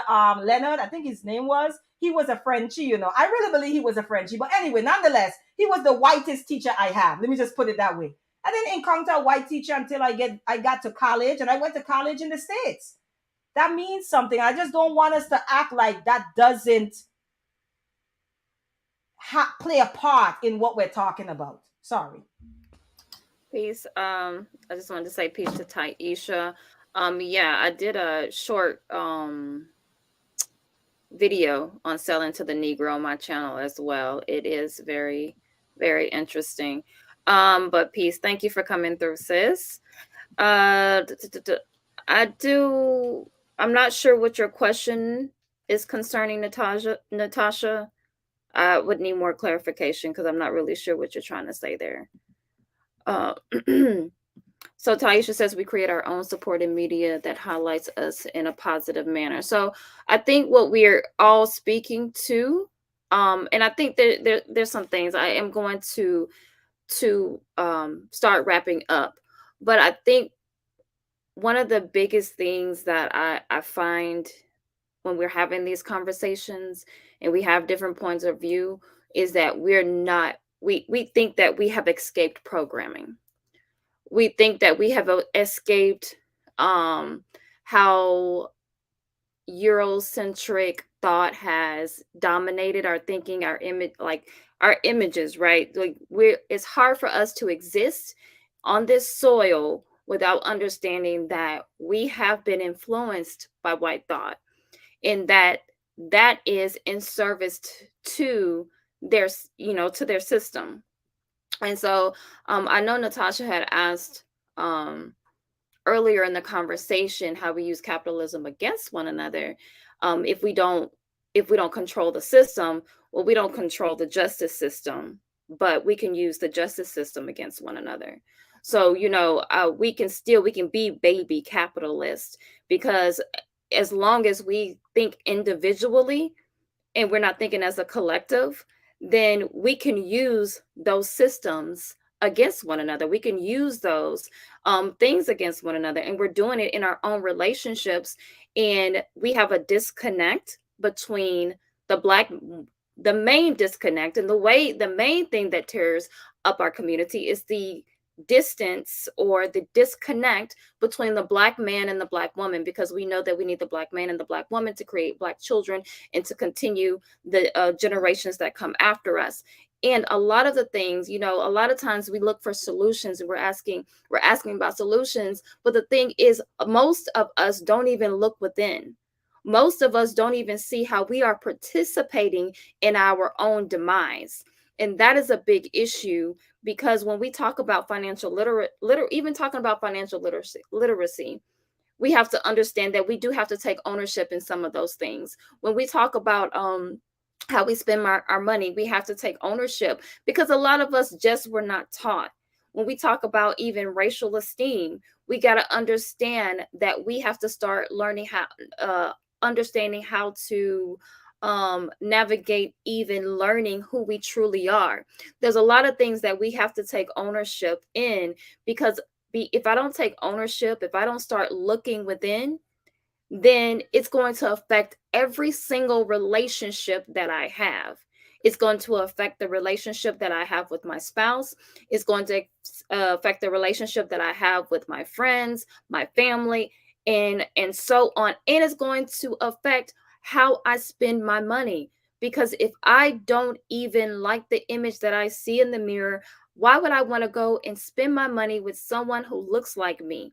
And then on top of that, if I talk to you about building within our community, why would I try to build within my community if I don't trust you?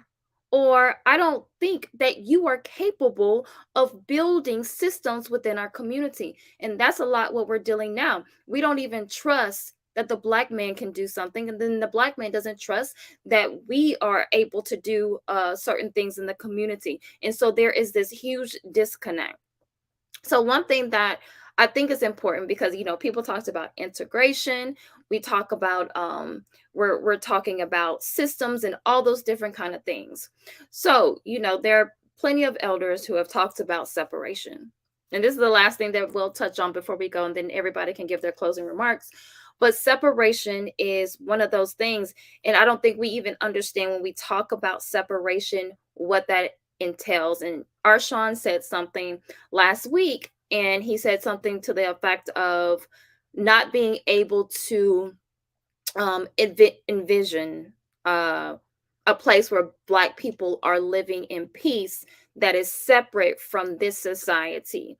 And so it's kind of like you're not really being able, and I'm paraphrasing Arshawn, but not being able to envision a heaven, right? Because that's something you've never seen. So I would prefer to create my heaven on earth, because that's not something I can envision. And most people don't even know if it's real or not, right? So that's the thing within our communities. So we see this society, we're comfortable, we have the illusion of comfort in this society. So why do we want to? There's no reason that I would want to get uncomfortable or be uncomfortable by building a system or building within my Black community if I never seen it. And then the ones that I have seen, I've seen terrorists come in and destroy them. So then we have that fear there. So we have the fear on top of our poor racial esteem, on top of the fact that uh, we can't imagine a world where we build together as a unit, as a society, as a collective that is separate from the white society. So, Abe, I'll start with you. Is that something that you think can occur, or do you even want to see something like that? In terms of us building, you say in terms of us building a separate society, um, how do we do that? I mean, how do we do that um, without capitalism? I don't know if that's possible. I know that when Black people, excuse me, I don't know if you can hear me well.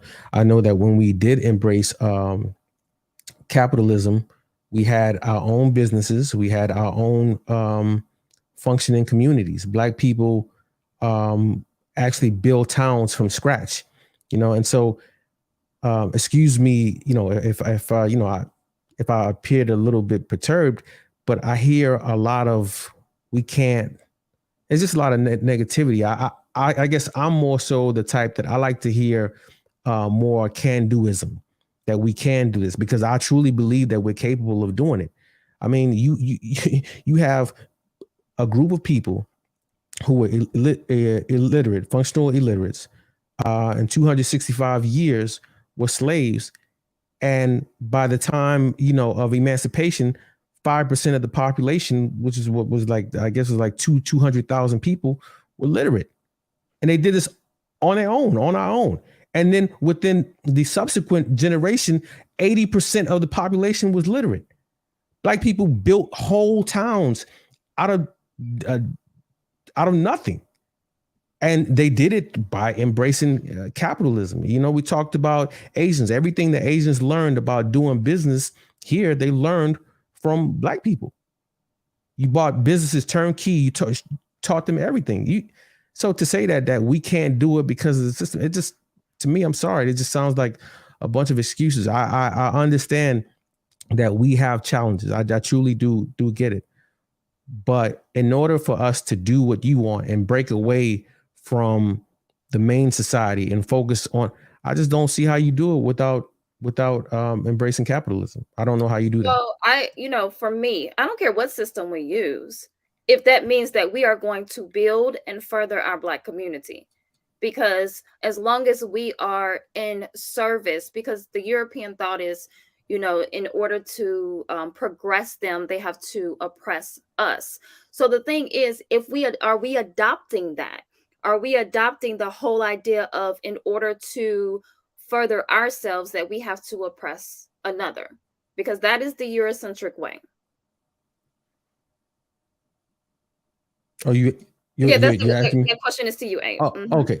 Yeah, but I mean, but why do you presume that if you embrace, and excuse me if I'm misunderstanding where you're going with this, is there a presumption on your part that if we embrace capitalism that we're going to be exploiting other groups of people?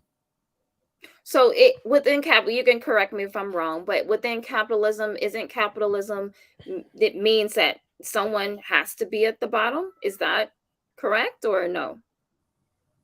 I don't think that's necessary. It just depends on how. I don't think that that's necessarily the case, but but I mean, you can make the same.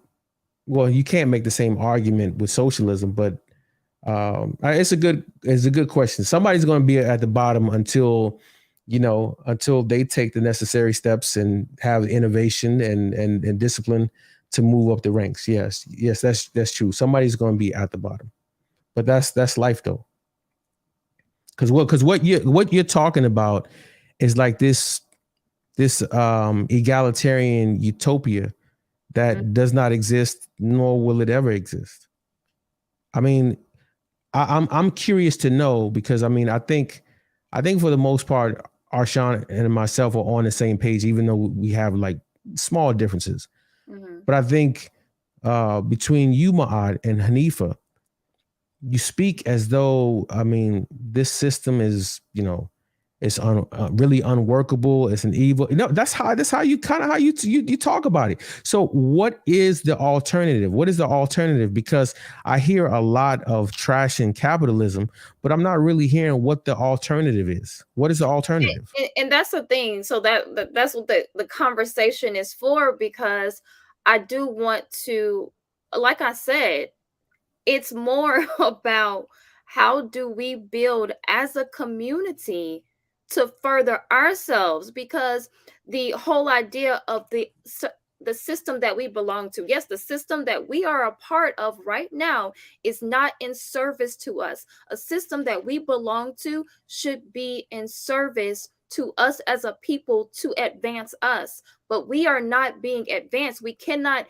like Kaniva said, they're crumbs at this point. We cannot look at the few percent of people who are progressing that look like us and say that, oh, well, the system works. You know, it's more of, we have to have a system that is working for us. If that is using capitalism, okay, that's fine.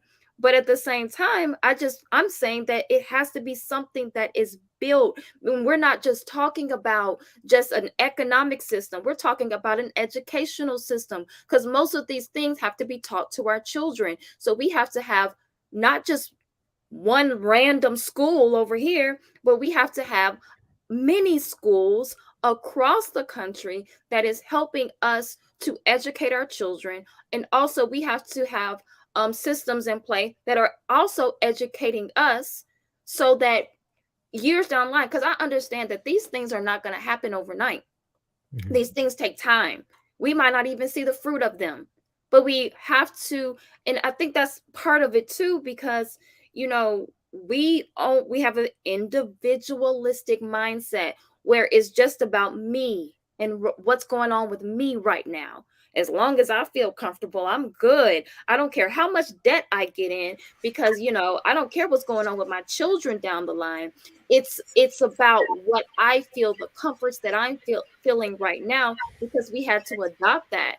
So I'm not, and I said it at the beginning, I'm not for or against capitalism. I'm for the advancement of our people. That's what I'm for. If you say capitalism is going to work, then how do we outline that? And I'm not saying you got to outline it right now, but I think that's a conversation that we need to continue to have, to show us how do we outline that, so that we can create these systems for our people to advance our community. You said something that was key, and I'll stop speaking up. But you said something that was key, and I just didn't want to interrupt. Mm-hmm. But it all comes down to education. And what we have to understand is that the education system in this country was never designed to truly educate people. It was designed to indoctrinate people. That's what it was for. And I didn't want to be long-winded, but look at the history of education. The model that we use today is the Prussian model from Prussia. It's to indoctrinate people, to have people be super duper uber patriotic, to design to be worker bees, right? I mean, that's what schools are. If you look at it, the advancement of schools came about during the Industrial Revolution, right? It was to gear people up and prepare people to work in factories. In America, it was gearing them to work around, you know, the agrarian culture. And so summertime, when people needed to harvest and they needed kids to help, that's why we have 3 months off. And even though we're no longer an agrarian society, we're more an industrial-based society, we still maintain that old antiquated agrarian system when it comes to education. But I do feel like you're right. It's about education. And once most of us as Black people understand that your kids are not being educated in schools, they're being indoctrinated, I think the better off we'll be. So, What are we being indoctrinated to do? Like towards what outcome? Towards whose agenda? Like what is the reason for the education that we receive, the indoctrination, like you call it, that we receive from K through 12 and onward? What is the purpose of it? Okay, so now you're gonna probably giggle and be like, I got you. Well, No, no, I'm not. yeah, I'm actually asking because when you said yes, indoctrination, you use the word indoctrination, and that's right. important. So I'm like, towards what? To be slaves for the corporations. Okay. And you're So and which is technically capitalism. We're back at square one. right, right. So are we and that's okay? You think that No, that's okay? Because no, I no, know no, my no. aunt says she's not for or against it or whatever. I any system that seeks to exploit the weakest amongst them. Because when we talk about capitalism, we're talking about you talking about people, we're talking about ableism, we're talking about ageism, all of these isms mhm. exist underneath that. And There I has want to to I want to clarify that because I am against capitalism as it is today. I'm going off of what Abe is saying because okay. I asked the question, doesn't capitalism need you need a lower class? And he basically said he did not think so. So if that's the case, then No, I he said yes. He said yes eventually. He said oh, yes. okay, Mhm, okay, all right. So mhm. that's the thing because if that's the case, and we're talking about advancing our community and it being our community, that means people in our community have to be like leashed off of, correct? I mean, oh, is that what we're talking about? I mean, yeah, but the thing is, you need people to be deaf, dumb, and blind, and as long as people are ignorant, then it's easy to take advantage of them. so is And there not a better system then? So do we want people in our community to be deaf, dumb, and blind? Is that yeah, but now you're not talking about capitalism. You're talking about the education system because the education system is preparing you to be a worker bee, to be in prisons, or to be in the military. It's not preparing you for critical thinking, right? Hanifa mentioned apartheid. There's no greater form of apartheid than the public school system in America because where the zip code, the area you live in dictates the quality of the education that you Mhm, will get.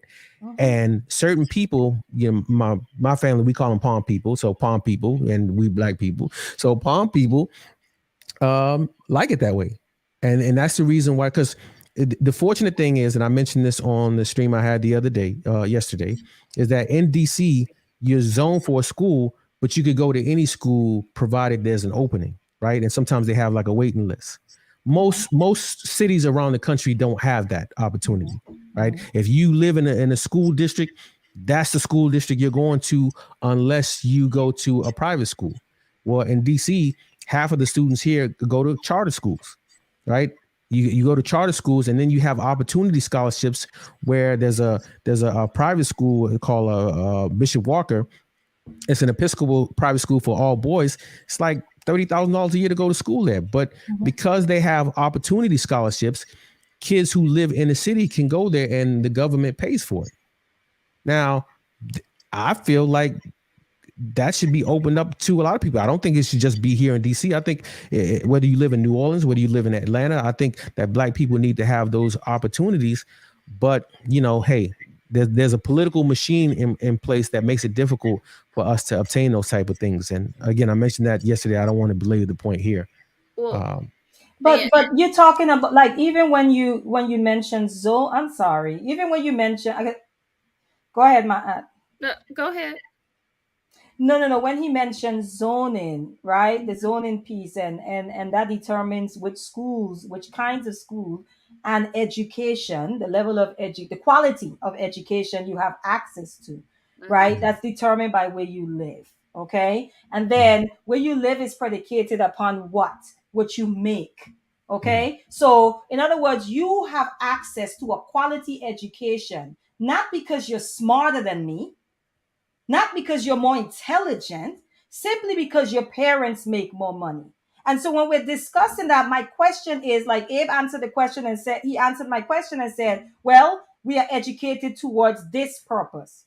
And so it comes back, it comes full circle. Why are we okay with these things? That's my question. Why are we okay? And I know a lot of our people, well, a lot of people in general, a lot of Americans, the idea is, like, I saw somebody in the comments talk about the world, like it's not fair. And for me, it's like, so are we just going to be like, well, I'm just going to adjust to the unfairness of it all? Or am I going to fight to maybe change the world, right?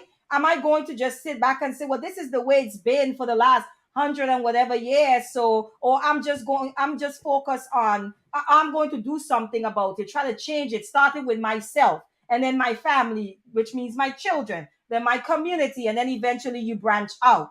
You know, this thing that we have where it's just like, well, that's kind of just the way it is, and we just fold our arms and we go along with it. Like, that's a problem. A child having access to a quality education solely because their parents make a little more money than Kareem up the street, right? Who's just as smart, maybe even smarter, okay? Who's just as creative, who's just as innovative, but just cannot get that quality education because his mom, Keisha, and his father, Kareem Sr., okay, ain't making enough to purchase that house in that community that gives them access to the so-called good schools. Like, we have to kind of see the problem and then not just ignore it and be like, well, I know that that's the way it is, and I know that that's wrong. But you know what I'm going to do instead? Instead of trying to change it, you know what I'm going to try to do? I'm going to try to make sure I make enough so that my children can have access to quality education. Forget Kareem and Keisha. Ain't nobody care about them. Why? Because it's connected back to what my ad says. It's this individualistic mindset that we have. As long as I'm doing well, and we can pretend to care about the collective all we want, but if we're not doing anything to change some of these things that are in place, these systemic things, and we just focus on just get the bag, then that's a very individualistic, and you don't necessarily care about, I'm talking in general, so nobody takes it personal. You don't necessarily care about the collective. You're just pretending to care about the collective. You care about you and yours, and that's it. Because if that's the case, then you wouldn't be fighting to, your focus wouldn't become, oh, I'm just going to make more money so that my children can have access to this, and ignore the people whose children may never have access to that so-called good education solely because they don't have the resources to buy it. Because that's essentially what it is. You're buying it. Right. And I'm sorry. I mean, you touch on a few things. I got to jump in. And part of our problem is that how we vote in my opinion, as a collective, in a way that is not conducive to our progress. And what do I mean by that? So we're here talking about education. You have one party that is beholden to a teachers union, right? A teachers union who wants more power. They want their teachers to have more money, to have more teachers unionized, which is the reason why they're against charter schools. They're completely opposed to school choice that would allow you to take your tax money and move over. See, that type of portability, that type of freedom actually makes sense, right? But the argument that they make is that, oh, it's going to destroy the whole public school system, which I disagree. I just think it's about power. It's about maintaining their numbers. Because I have a problem. I have a problem with the public school system. I have a problem with the fact that 80% of public school teachers K through 12 are white, 75% are women. And when you look at the fact that 70% of the kids who get suspended from school are black, 80% of the kids who get routed into the special education system are black. And then you look at the fact that the teachers are white women. Who are all the people who are calling cops unnecessarily on black men? Is it not women? Don't we call them Karens? So now it's acceptable for Karens to be in the classroom teaching our 6-year-old kids, 8-year-old sons, 9-year-old sons, and then we wonder why that eighth grade boys in the eighth grade, black boys in the eighth grade, are reading at a 10% proficiency rate. If the shoe were on the other foot, and 80% of the teachers were black and 75% were male, and girls in the eighth grade were reading at less than a fourth grade reading level, they would overhaul the complete system. But because we're black, nobody cares. And the fact that we still align ourselves on certain issues with a political party that is completely against our interests is remarkable. But I don't want to. I know my audience trying to wrap up, so I'll leave my comment there. I just want to be facetious, like Arshawn right now, and say all of that you just listed, and we can still find it in ourselves to say that it's because they're not working hard enough. We can still say that, like, in good conscience, state that it's because they're not. All of these systemic things that were just listed, all of these problems, right? Mm-hmm. And we can still say, oh, it's because they're not working hard enough. And also we can say that the capitalistic system requires a poor class to exist, and still fix our mouths to say they're poor simply because they're not working hard enough. It doesn't make, it's not, the math ain't for me. I've been quiet long enough that I'm going to fight this fight now. Really quick before we close. Now I'm going to fight this fight. Yes, they are not working hard enough. I'm not working hard enough. We're not working hard enough. We know that a lot of people are getting caught up in capitalism, and it is regardless of color. It is regardless of gender. It is regardless of sexual orientation. So capitalism is what it is. It's no respecter of persons at this point. Everybody can get the bag if they want it. Everybody can stay where they are if they want to. You can actually sit there and just live off the government if you actually choose to, or live on the street like in a lot of cities in the United States. The full spectrum of life is still available within this system. So if you choose to be on the street, you can be on the street. If you choose to get some social assistance, it's available. If you choose to get a job, it's a job. If you choose to get some education, it's available to you. Even freely, there's free resources to get a greater skill set, greater knowledge. So the full spectrum is available. The choice is available in capitalism. Now, I'm going to fight that fight because you kept putting, yes, they're not working hard enough. Anybody that's not excelling is not working hard enough, because one thing you can do is work just hard enough to leave. That's a possibility. You can work hard enough to book a boat passage. You can work hard enough to get a $112 a passport. You can work hard enough to do a lot of things that will alleviate this problem. So yes, anybody that's exactly where they are and is there for a prolonged period of time, is because they're not working hard enough at something. I won't say what the something is. It may be discipline. It may be motivation. It may be skill attainment. It may be knowledge acquiring. There's something. But now I'm going to fight that fight, Hanifa, because it came up so many times. I'm against you now, 100%. They're not working hard enough, and they need to get their lazy behinds up off their butts. Quit, put down the video game controller. Quit smoking the weed. Pull their pants up. No, I'm quit. I'm done. I will say that we're not working hard enough on some things, but we are really working hard to still remain in this system. We are fighting each other to remain in this overtime. That's what we are working hard on. Information Man Show, I do want to I appreciate you coming through. He said, no, it's not something that is a construct that they created. That's not life. That's not balance. That's a European concept. So artificial concept created by Europeans. Now, I hope I'm saying your name right, Zion. He said, name a better system. So I think that's the thing that I'm struggling with, is that we don't think we can create our own system. We think that we have to do a copycat of the European system in order to create the things that we need in our community. Because even when you when Abe made an example of the education system, the school in DC, all I can still think of is, what is the importance of being in those types of schools? It's to further yourself. It's, I teach Asian kids, and one thing that one of my Asian kids said to me was that, you gotta study hard to get into a good grade school, so that you can get into a good high school, so you can get into a good college, so you can get a good job.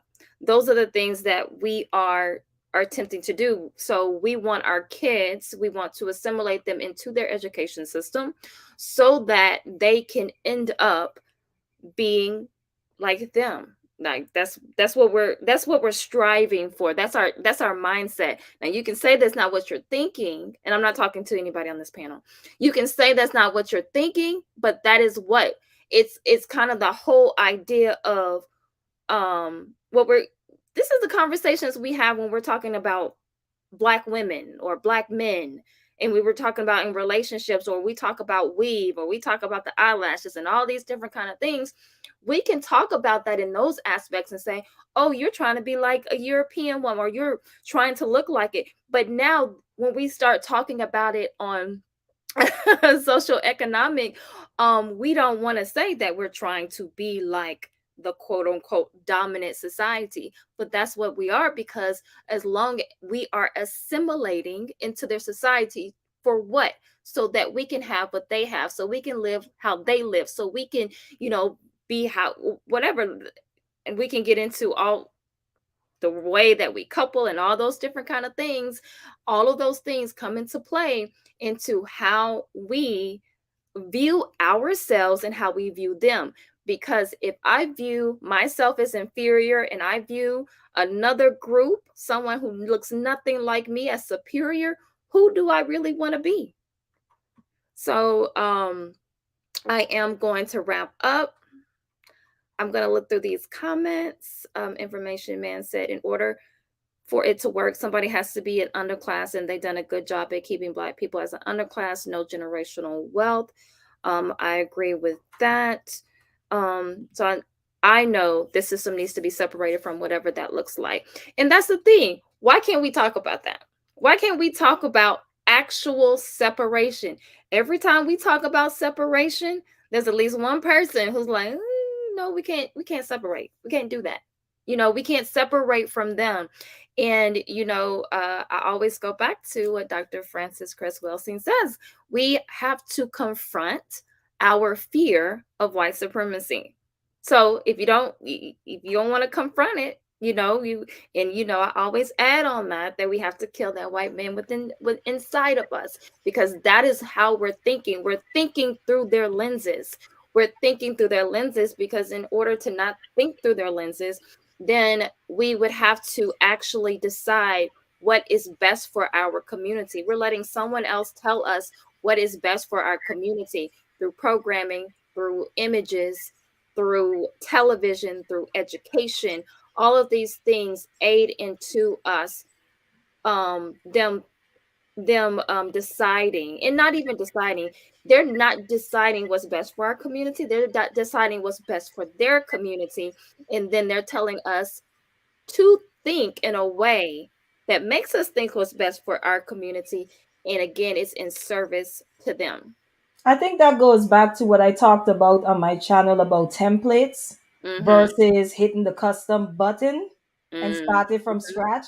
I think in order for us to start with a blank canvas, first of all, we have to know that we're able to create outside of somebody else's templates, because that's a part of it. Is that black people are struggling to reimagine something different. That is really the issue. Like, there's so many, like, you hear people say all the time, like, we need okay, I'm trying to be careful how I say this, because so much of how I feel about like race and stuff, I'm still in the middle of like that evolving within my own consciousness.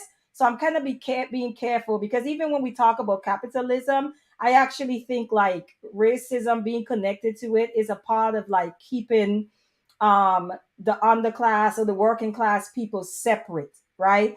But that's a whole nother conversation. But um it still goes back to that, not thinking that we are able to solve our own problems outside of solutions that were given to us already. And again, that still goes back to poor racial esteem. It's like we have a difficult time dreaming, right? And that's why I say even our dreams and our goals and our ambitions are colonized.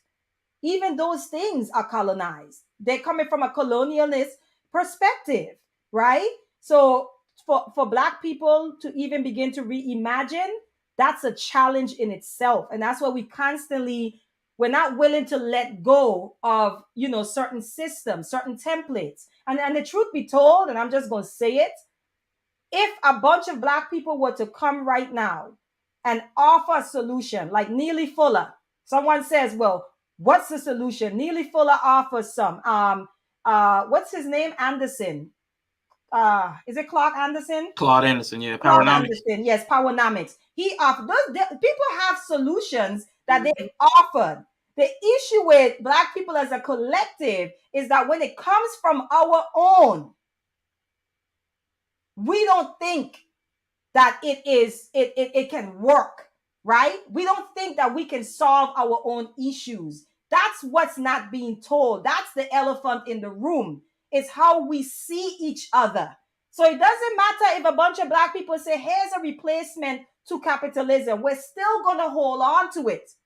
And we're going to pick apart what they offer because we're not ready to relinquish those things.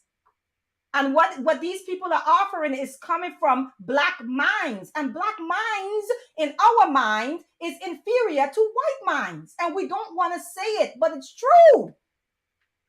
But yeah, that's what I wanted to say to that. Yeah. So, and Rico says, should we really separate from the system, or can we operate differently within it? Short answer: separate. We can't operate. I mean, that hasn't happened. We haven't operated differently within it. That's a conversation for another day. But Kwai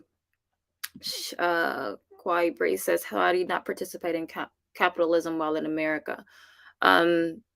So, I mean, as long as we are participating in the system, we're participating in capitalism right now. And as we are in YouTube, we are participating in capitalism. Okay, so in the meantime, what are we to do? I mean, in the meantime, we have to start working on self. That's first. We have to start unlayering, just like I talked about last week. We have all of these programs running simultaneously. So we might have we might have lost the certain programs, right? Like, so we might no longer be a part of, our children might not be a part of the educational programming. But we're still being programmed, and we still are hooked into a different program. And so we have all of these different programs running at one time. So we have to start looking at what programs that we are still hooked into, that is linked to the white supremacist structure, that is in service to them. So we have to kind of unlayer those things within ourselves, because that's an intentional and daily activity where you say, oh, well, that is affecting my mindset by watching this particular reality show, or watching this particular show, or participating in this particular conversation on YouTube. That is participating in the further destruction of how, or the further the mindset of how I view myself and how I view people that look like me.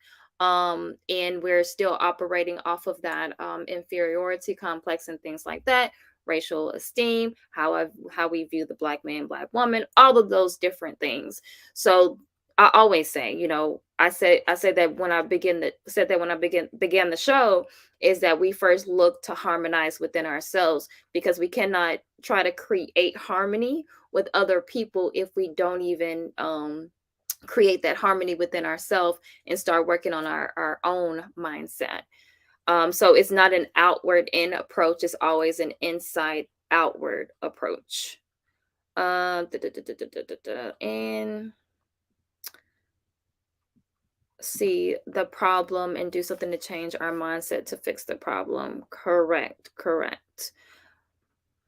Yes, Wally, we always have to start with self, though. Yes. And Iyapo says the white man system cannot be fixed, changed, or retrofitted. All energies need to be put into figuring out and working on ways to separate from it instead of seeking to do what I named above. Much respect to you. I agree. Sometimes your resources only extends to your own. He says, right, you have to change the mindset and from there manipulate the system to work in your favor. That takes more action and less talk. So I think one of the things that we do, us Black folks can intellectualize some stuff, but then when it comes to actually putting those things into action, that is where we fall short. So that's the whole point of having these conversations here is thinking about how do we start that. But the issue is, I spoke to someone else on my channel before about can we build with one another if we have different spiritual systems, if we have different system beliefs about economics, education, all of these things, can we really build? He said he doesn't think we can build with one another because we don't even, and a lot of us can't even work together if we have different spiritual beliefs. So that's one of the biggest things. Like if we have different spiritual beliefs, I don't want to work with you. So that's the one of the issues that we have too. So that's why I say it's an inward approach. This is what I say is probably the simplest thing that we can do right now. We have to work with people who we can work with right now. So maybe that's 4 of you. Maybe, or maybe that's just your family unit. Right now, that's what we have to do and then grow it on a bigger scale. I think we want to work with hundreds or thousands or every Black person in the community, and we know that that is not going to happen. So maybe we need to start smaller and then maybe we can grow from there, because that's how most all organizations, businesses, all of that have gotten started. Even a lot of educational systems that are huge right now, they started with a small group of people. um let's see. And he said, and by the way, the Wait, system must be fixed because it isn't broken. It works exactly the way it was designed. wait, my you talk about small scale, like learn to build with the person you're sleeping next to. That's the start. I'm just saying. Having Correct. these damn conversation and these divorces at these high rates, like you talking about, you telling people to learn to work with each other. They can't Hmm. even work with each other in their homes that they live in. Yeah. People are not getting along with their children. Like learn to work with the people in your house under the same roof as you. That's a start. If we want to talk about smaller scale, Hmm. He said, if voting change anything, they make it illegal. Emma Goldman. That's another conversation. We need to have that conversation soon. And I think Abe, you would be good to have that conversation with because I know you talk about things like that. So um she said, gotta make sure the curriculum doesn't pigeonhole our kids to few options. So, when it comes to homeschooling, that's one of the things. When you homeschool your kids, people are like, well, what about this? And, are they going to be able to do this? Have you asked your kids what they desire to do? Because that's the most important thing, because what they desire to do should be um one, something to help them, their family, their community. That's the thing. A lot of times most of us are going to college, we're going off to college, and somebody has told us what to do, and then we either spend an enormous amount of money and time in college because that's not really what we want to do, or we end up not even working in that field, and then so that's important that we have those conversations actually with our children and see homeschooling is an amazing way to figure out what your child is amazing. I didn't even know my daughter was an artist. Like she has taught herself how to draw, right? So I have like she's hung all her pictures up in my office. And so that's the thing, is just like I would have never known, and maybe I would have. I'm not gonna say I didn't, but she's able to take the time to have learned that skill that I didn't know. I know she was talented in other things, but I didn't know that. So the homeschooling gives you that opportunity. So a lot of times we think that, oh, well, what if they want to become a doctor? Well, what if they don't? So it's a lot of things that we got to make sure that we're not projecting onto our kids. Everyone is not going to be a doctor or want to be a lawyer or all of these different kind of things. Some people are going to be able to do exactly what, and sometimes we learn many aspects of ourselves because all of us don't just do one thing. Most of us probably do several things. We're all content creators, but we also do other things that we're good at, have other avenues that we take. So we got to make sure that's within us. So we also have to give our children that opportunity to be able to um you know be able to come in, realization of their gifts as well. And yeah, I don't know if I said peace to you, Enya. Peace, Enya. Thank you for always being here. A little hint: happiness in law means owning your own property. I'll leave it there. And that's a whole different conversation. Um, being broke is the hardest job in America. I agree.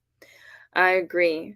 Okay. All right, lots of comments. I'm just gonna go really quickly. Quickly. All right, all right. Yeah, it's a lot of comments. I didn't realize it was this many comments. All right, so okay, I'm not okay. Um I'm gonna let everyone kind of end, shout out your channel, give your closing remarks.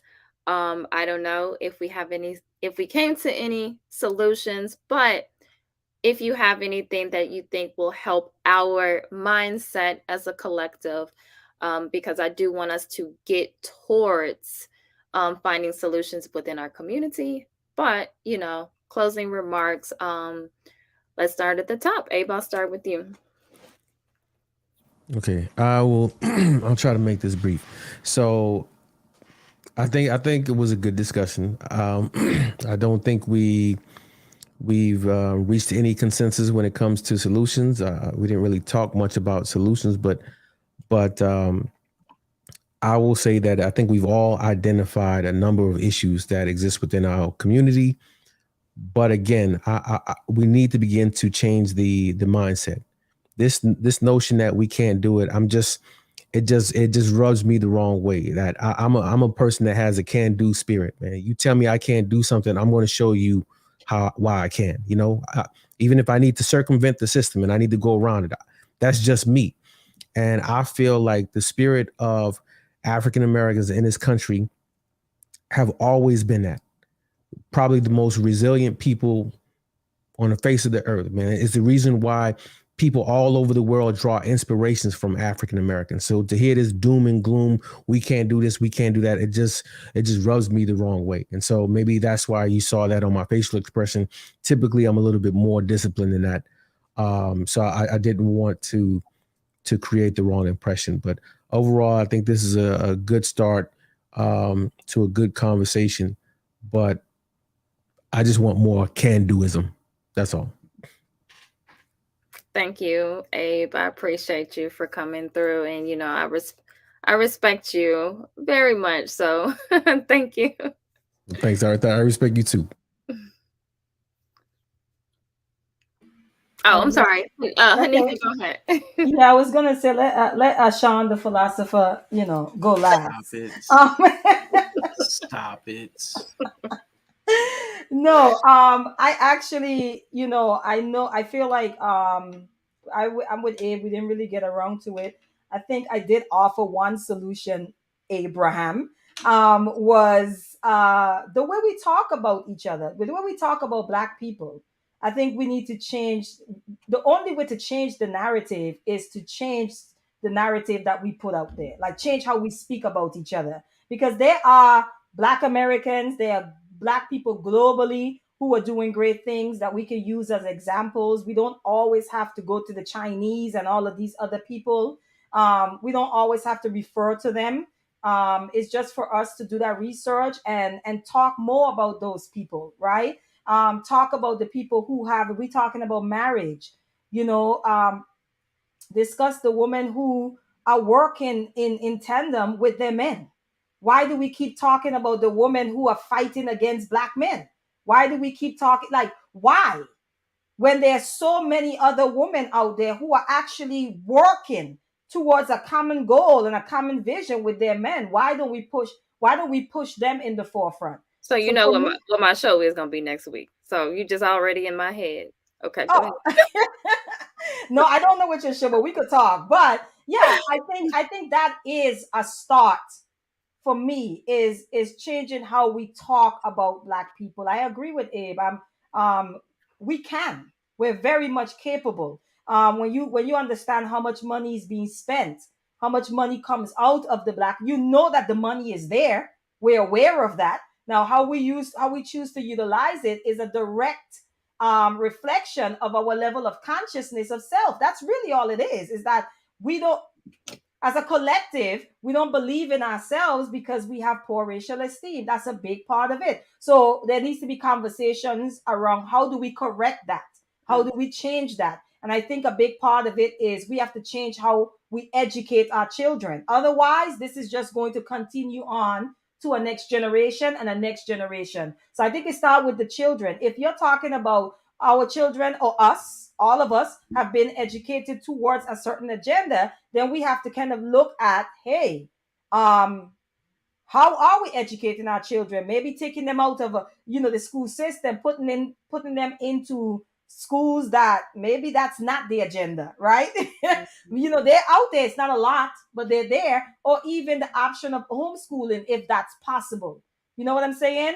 But I think a start is how we talk about each other. I think we do need to incorporate some more can-doism and still acknowledge that there are systemic barriers as well. I think these two things can happen. I think what happens is once we bring up the barriers, people automatically jump to, oh my gosh, this is the victim Olympics or this is victimhood. And it's like, no, I can know I'm the shit and still acknowledge that there are barriers to me actualizing that I'm the shit. You get what I'm trying to say? I can do both. These two things, like, they can exist. And I think that we have to make space and give grace for both of those conversations happening concurrently. I think that we want to abandon one in exchange for the other, and it doesn't necessarily have to be that way, because we cannot pretend or be blind to the barriers that actually exist. But we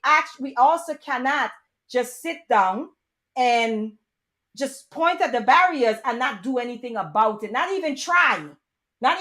And this is where I'm with Abe. Like, you can't just sit down and say, man, it makes no sense, the system is set against me, and you don't even put an effort towards trying. So I agree with Abe on that one. I think one solution is changing the way that we talk about each other, and also educating our children um towards, like, working with their community. A lot of us, like Abe said earlier, we're pushing our children into certain fields, right? But towards what? Whose agenda? Whose domination are we advancing when we do that? Like, those are things that we have to think about as well. So changing the narrative, changing how we talk about each other, changing what we choose to put before people, put more positive images. There's a lot of images to extract even from history, but the reality is that no one is 100% good. I just want to put that out there, because there's also over romanticization that happens of black history that annoys me as well. And even history coming out of, like, Africa and so forth, I'll be like, oh my God, we will not over romanticize this history. People are people, and people are good and evil all at the same time. So we got to be careful even how we discuss those things. But yes, change the way we talk about each other. That's a start. Thank you, my sister, and our Sean. Thank you again for having me, Ma'ad. It was a pleasure to be on the panel with you, AK, Abraham, and Hanifa. So good night to you all. But before I go, I will say what I noticed while everybody was talking was we are talking about two different systems. And I think Dr. Greg Carr talks about the social structure and the governance structure. And I think a lot of the conversation got derailed because we kept moving back and forth between like white interface and black interface. We kept going back and forth. So I think that's one of the issues. It feels like people still think something outside of us will save us, like something outside of like Rashawn is going to save Rashawn. There's going to be some place or thing or system that's going to save Rashawn. But no, only Rashawn and his grit, his effort, his will, his mind is going to do any salvation. I have a hard time with magical thinking. So that's what I think on that. I do agree with Abe when he talked about the enslaved people and how they were able to free themselves, but they did it through ingenuity and the cunning and self-education. What we lack now is not really the available information. What we lack is motivation. People are not motivated the same way to free themselves because there's comfort in the type of captivity that we're under right now. There's a hypnotic nature to this capitalism.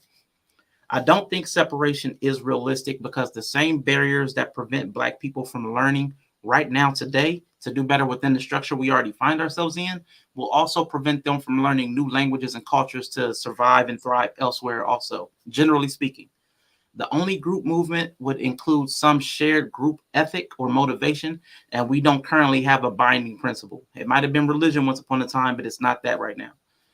To solutions for me, the three areas I think I would push children into, or people who are still in that movement, would be psychology, because we need to repair damage, media, because we need to control the narrative and create any positive benefit, and that would be through dissemination of information, and tech, because that's going to be the vehicle that anything's going to move through right now.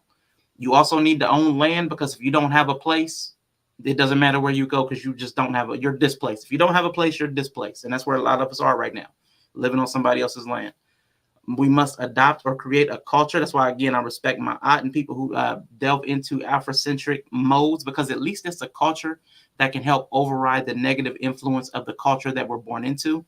A lot of people dismissed what being Black in America does, but Americanization is a term that exists because of how people's minds are changed just by living here, even if they've come from abroad. And the last thing is, we can't build with people if we can't relate. We can't relate if we can't communicate. And our communication will always be negative if we lack respect for each other. And we'll always disrespect each other until we address the psychology that's broken at the root of our conditioning. So that's my last statement. And I'll leave it there. Thank you so much. Okay, Arshawn, ending it with the solutions list of solutions. Thank you for that. All right, so I will say I wanted to, just say that I hope, Abe, that I did not sound like I was saying anything about not or can't do, because that was not what I was saying at all. I was just simply saying that it's about the system that we are in right now, and how do we create a system for in not how, but attempting. Because if we all say that our people are capable, then that means that we are capable to build systems that are going to affect us positively in our environments. So that's what I was saying. I never said that we can't do. I'm not making excuses. I do love what Iyapo said. He said, I believe he said it, wife said it. If you are running a race and you refuse to recognize there is a hurdle in front of you, you're going to slam into it. Acknowledging it won't stop you. You just know you need to plan to jump over it. So I like that. I think everything that we are saying, we're just acknowledging the system that is in place. We're acknowledging the hurdles that we have to jump over, and understanding that, and how do we create those systems. And so I echo really everyone who spoke there with their ending remarks. I echo all of those things, because we have to learn first how to engage with others within our own kind of sphere, in our homes, within our families, our friendships, and even deciding who is a part of it and who's not a part of it, because that's a thing too. Understanding that you're not going to be able to build with everyone and create with everyone. And so starting first with yourself, and again, I say you start with self and then you go outwards. Instead of what we're doing now, we're going from out in. We're looking for something outside of ourselves, like Arshawn said, in order to deal with the things that we're going on. So I think we're capable of building our own communities, building our own systems, if we get over this very individualistic mindset, because individualism will lead you not caring about the generations that come after you. So, with that being said, I thank you all for coming. I want to thank this amazing chat tonight. You came through with the comments, the questions, you were engaged. I really appreciate all of you. I appreciate my brothers here, Abe and Arshawn, and I appreciate my sister, Hanifa. I want to thank y'all for joining me today and everyone for rocking with us for almost 4.5 hours. So I appreciate everyone, and I will see you next time. So, peace, family.